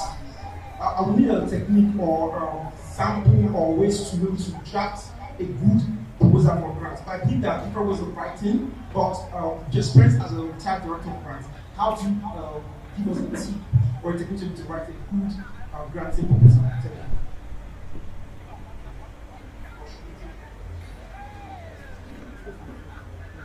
Okay, so let's take the questions because she has another meeting afterwards. Number 3, please. So she'll just write down your questions and she'll answer at once, after which you. Good afternoon, everyone. Thank you so much for all of that.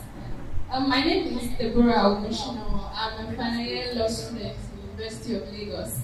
I have quite a few questions, but I'll just read them to you and then you answer them. I want to clarify about tax ID. Is it necessary that we are taxpayers if we want to present the tax ID as a requirement for the loan? And if we do not, if we are not taxpayers, can we just do a registration, not pay tax? So I want to know about that. And about the loan, how long does the loan take? What's the time frame to taking the loan? And is the loan available all year? When you were speaking, you said that it's not available during this festive period. So I want to know when you can apply, basically. About the education, the LSETF programs, I have 2 people that I know that benefited from the program. One is a digital marketer and the other is into catering. I want to know like when those programs run, because those times it was just sort of like I did not hear about it, and they were telling me, I know about it. And to you, mommy, I would like to know if it is advisable to take a grant, because seed fundings are also grants, right? Right now. Okay, so I would want to know if it would be advisable to take a grant from an organization that is asking for equity in your business. And if it is advisable to take that grant, what impacts can that have on my business? So that's all. Thank you so much. Thank you so much. I'm sure they've written the questions down. Next person. So we'll answer the questions. Who was next? That's you are number what? Number 4. Where's number 4? Yeah. That's 4. Okay, number 5, please. Your question, please. Very quickly.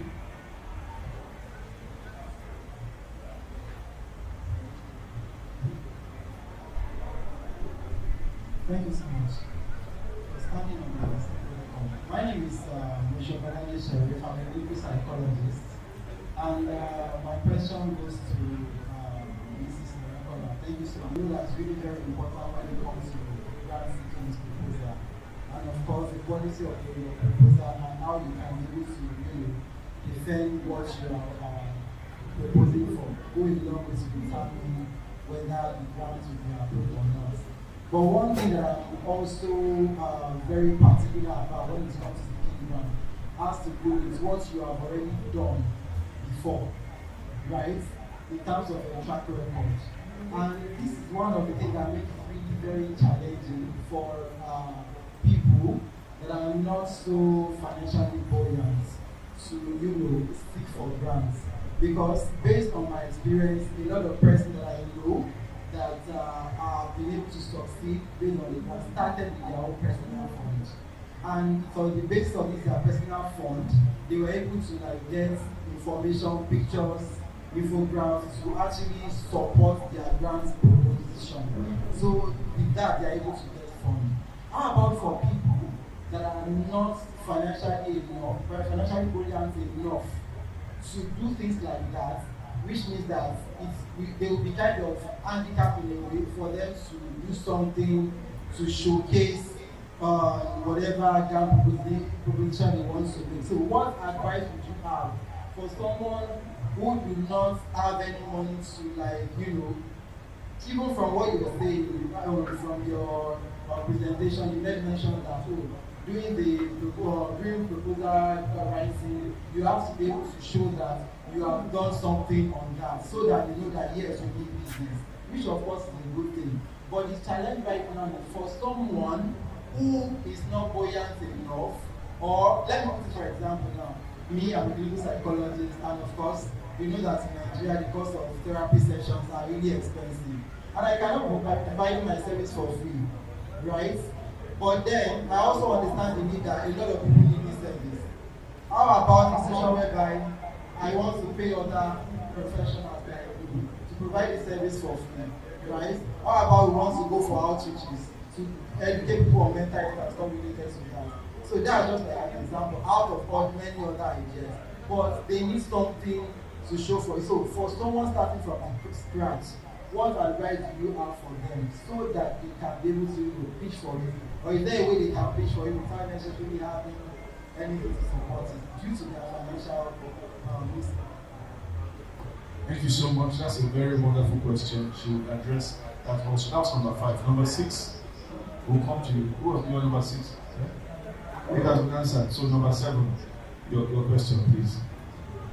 And then we'll take the answers and then we'll be able to come to the close of our event.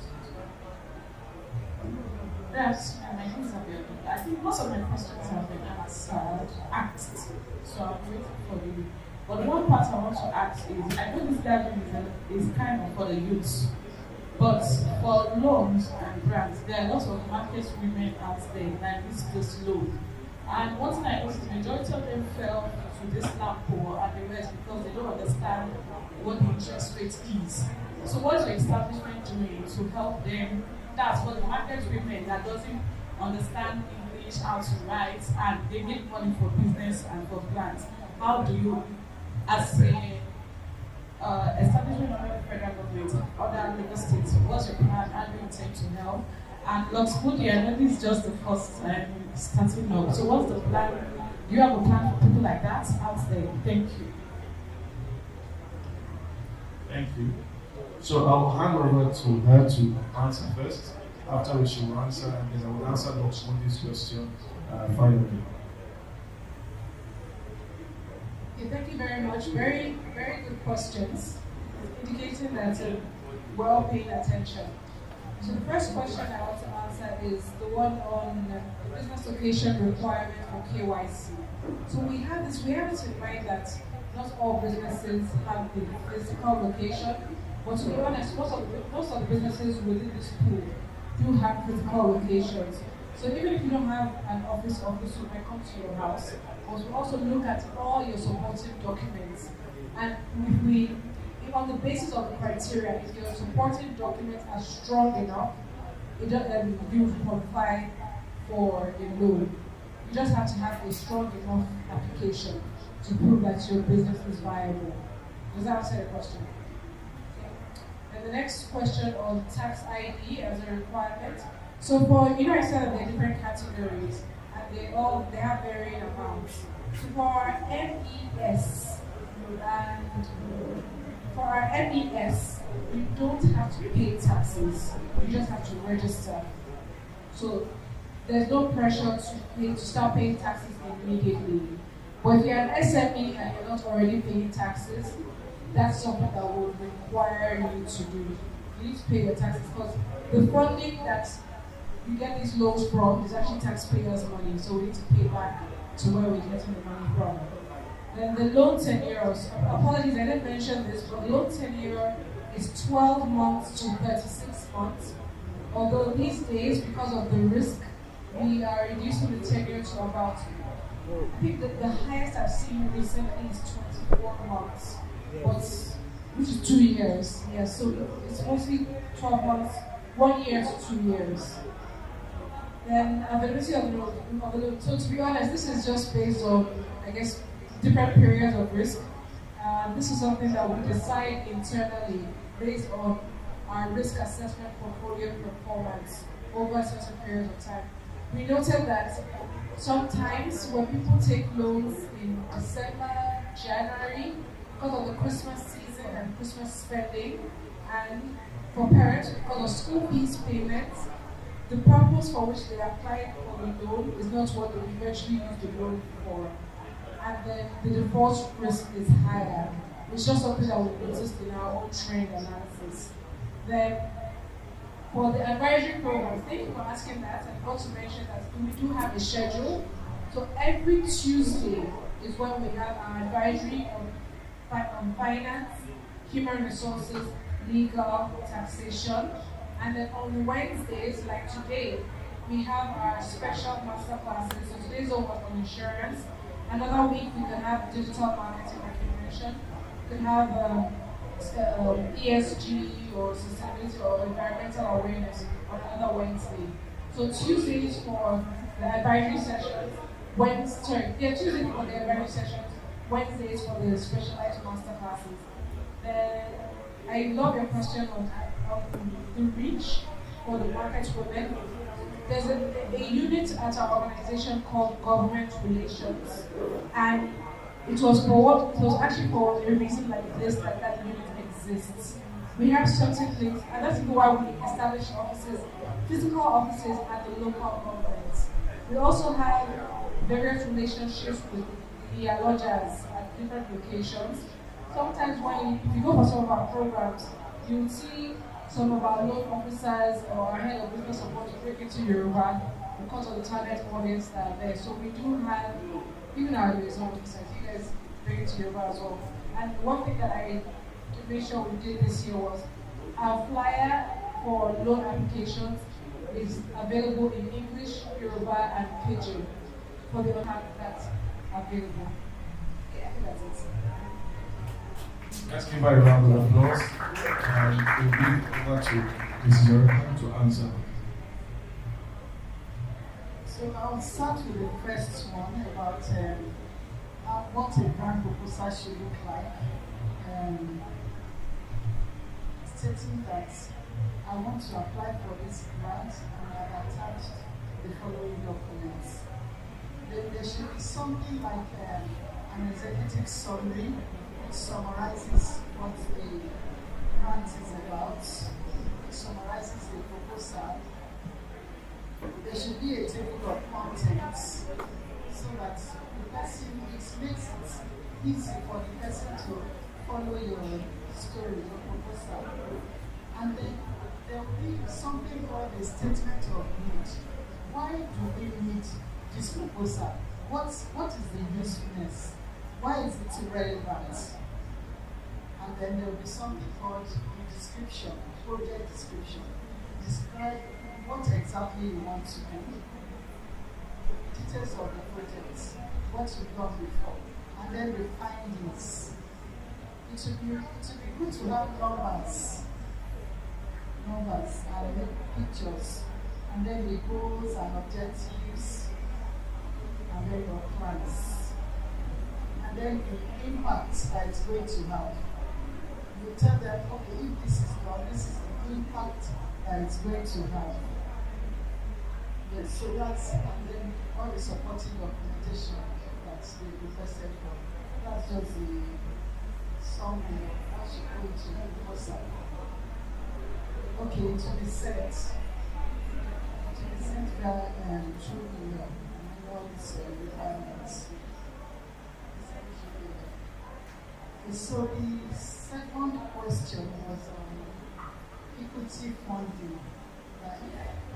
The person wants to give free money, and then the person is requesting for a percentage of your business. Most times, they don't request for a percentage because if somebody is requesting for a percentage of your business, it's no longer a grant, it's partnership. They might request for some element of partnership funding. And that partnership funding is usually not in cash. For example, if you say you want to carry out this activity, and then you have a place, you already have a room like this, and you have chairs, you can calculate the cost of the accommodation and the provision of the sitting arrangement. That will be your own contribution. That will be your own partnership funding. You don't necessarily have to put money down or give them a part of your business. That's so you have to decide if you want to go into a partnership or not. If somebody is asking for a part of your business, it's not really a grant, it's partnership. And then the third one, you want to write a proposal, but you don't have enough funds to provide evidence. You know, there's this adage that it is money that you use to look for money. Without money, you can't really start anything. You just have to look for money to start. You can look for people who have the same passion with you, who are interested in your plan, in your projects. Some people will be willing, there are some people who will be willing to drop some money to invest in your projects without even expecting returns, because they also are interested in what you want to achieve. So I'm not even talking about partnership now. I'm just talking about people who are interested in that particular project. For example, if you are trying to fight for the rights of, maybe you are talking about circumcision for the girl child, for example. You know, some people believe in it, some people don't believe in it. So if you don't believe in it and you want to push for that right, you want to protect some girls, you can get some people around you who also do not believe in it. They don't have the time to write proposals, but they believe in your cause. So they can invest, they can drop some money. And that is why, like our sister here said, you have to start by registering. You have to register your either business name or company. You have to register. When you register, you get people who are interested. And that is why you have the board of trustees. you have board of trustees. They're not putting money there to get money from you. They are putting money there to push the objective of that particular organization.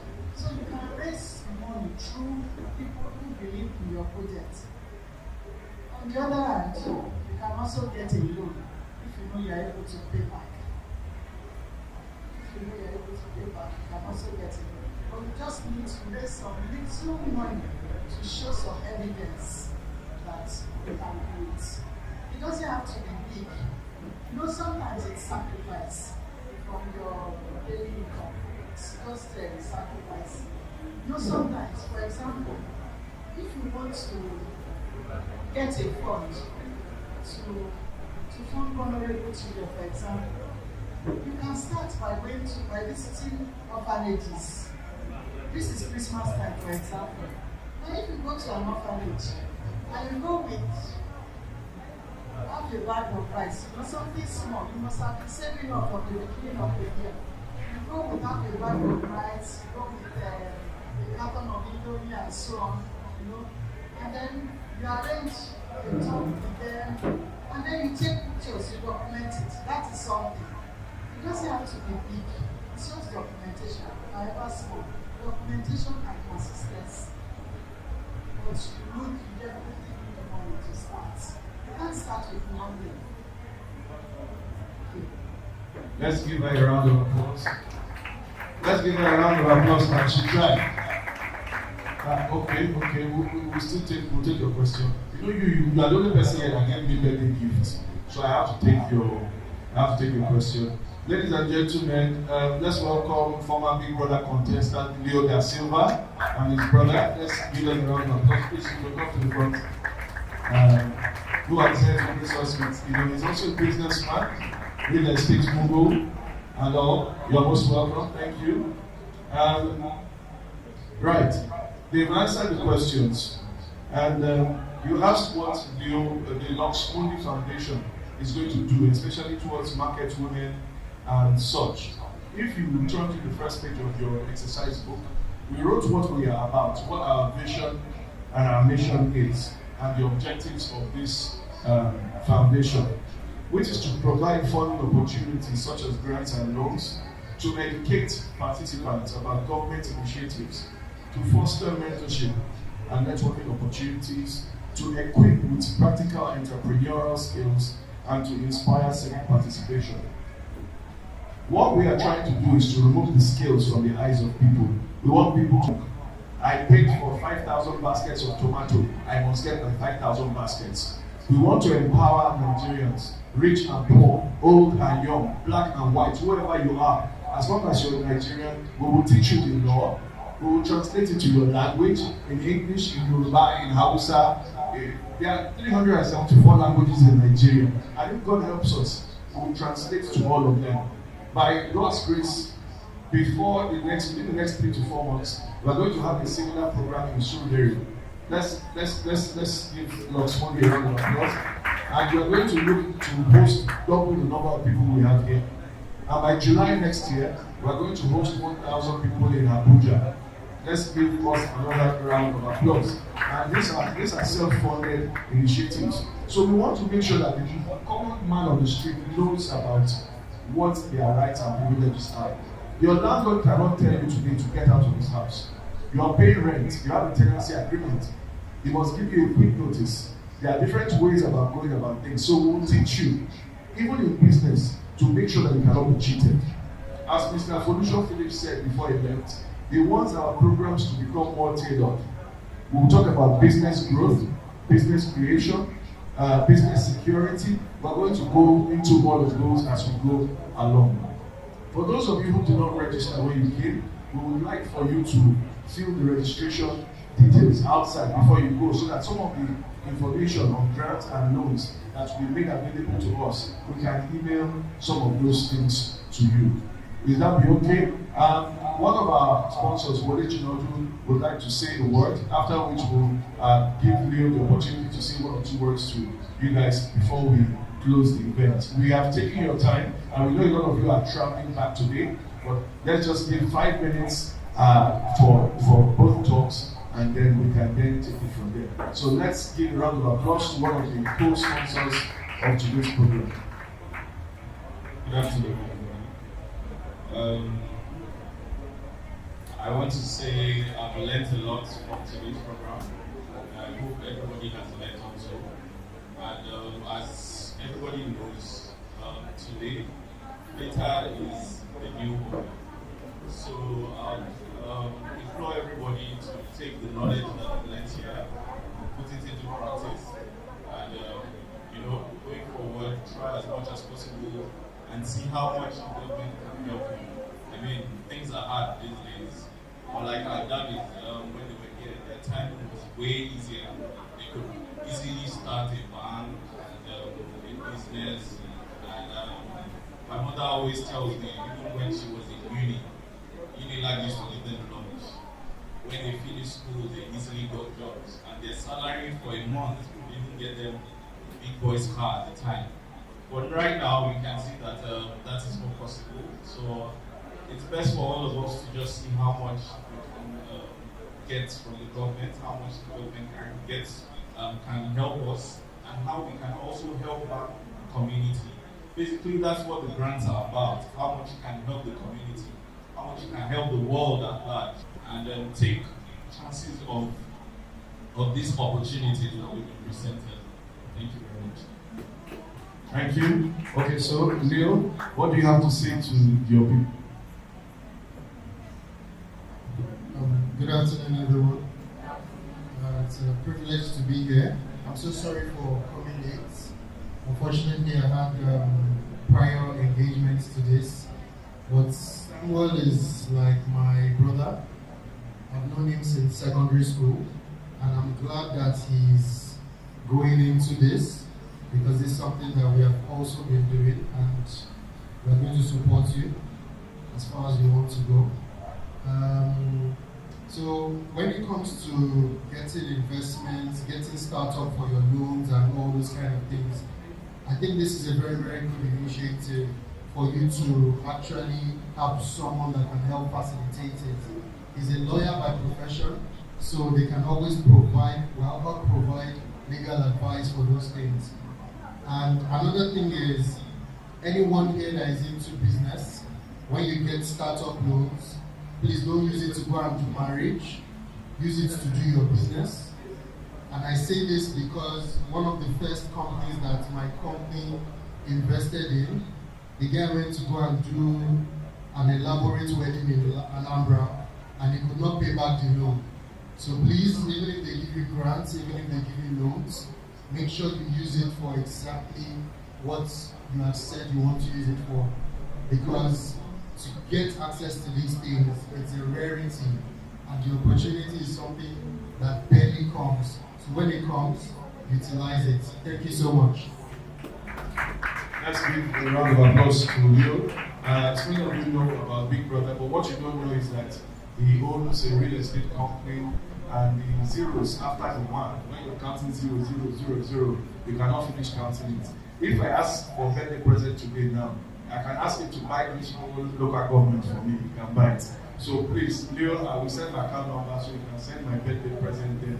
And I want to appreciate everyone who has made time out here. I believe that before we close, she wants to make an announcement. They said they have an announcement, so we can close today's program. Please over. Thank you everyone for coming.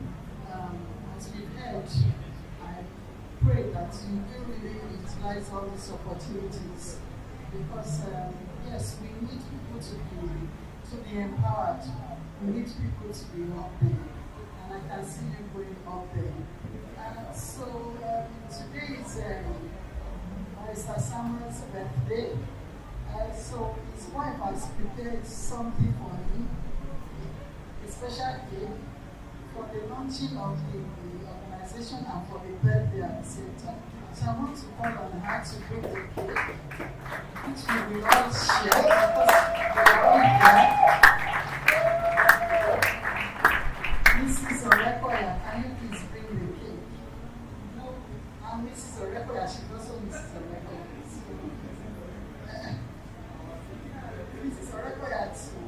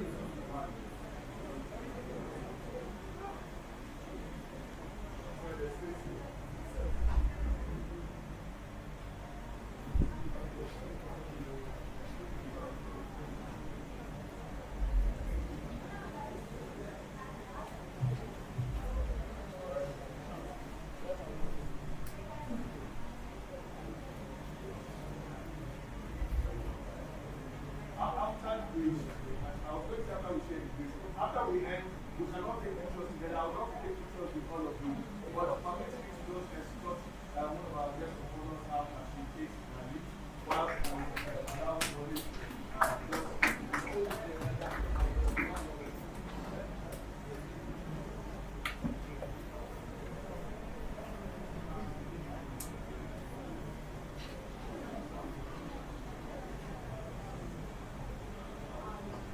okay, thank you so much for the lovely surprise of the cake, and I'm sure we will all have a taste before we go. I just want to do a sort of, just take the weather of everyone, take the temperature. Have we had a good time today? Have we learned a little bit? We've heard from, Mr. Felicia Phillips. Like I said, he's the chairman of Standard Chartered Bank and Phillips Consulting, Mobile, Honeywell, Flour Mill. Mr. Osaya Betu is on the board of Mobile and a few other organizations. He's the chairman of the Equitable Health Access Initiative. He's also a board member of the Institute of Human Biology Nigeria. He was the chairman of Merchant Bank. So these people are very established in their various capacities. So we hope that as you've come into contact with them today, I'm hereby seeking your permission so that we'll be able to send you emails. If possible, we can add you to the Lux Mundi WhatsApp group so that you can know more about the programs. We're going to have virtual programs. We're also going to have physical programs. We're going to have specific programs. The next one we'll do in Shomolu, we don't know the dates yet, but we're going to have a school that we're going to use. There's going to be skills impartation, teaching people how to make soap, how to sew, how to make hair, different skills. We're going to have that kind of skills acquisition. We're also going to be going into agriculture. We have someone who's going to be coming to train us on how to farm in your house using a sack. You know what I call sack? Like bag of rice, a bag. You put sand inside, you can grow your yams, your potatoes, and things like that, so that you can alleviate the poverty that we have found ourselves in, not through no fault of ours. So, by God's grace, by March next year, we'll be having something similar to this in Surulere, Lagos State. And like I said, by July next year, we're going to be having for 1,000 youth across 2 to 3 days in Abuja. And the Lord will help us accomplish this in Jesus' name. I would like to say a big thank you to all of you for taking time out of your busy schedules during the middle of the week to come for this program. And I would like to thank some of our sponsors, Leo da Silva, Shams Enterprises, Peace Photography, James Chambers, the Lagos State Employment Trust Fund, Felix for the Hopeless Foundation, the Olumole Junolu Foundation, Shams Store, and so many other people. Somebody wanted to be here today, the CEO of this studio, but unfortunately did not make it, and he sent his best regards and he sent a poem that he wanted us to read out, but we're going to be sending it out on our platform. So the fact that you have been here today, we have a relationship with LSETF. So those of you who came and you wrote your name and registered, we will personally vouch for you for those loans that you want to apply for. So you are on the first step towards that. So give yourselves a round of applause.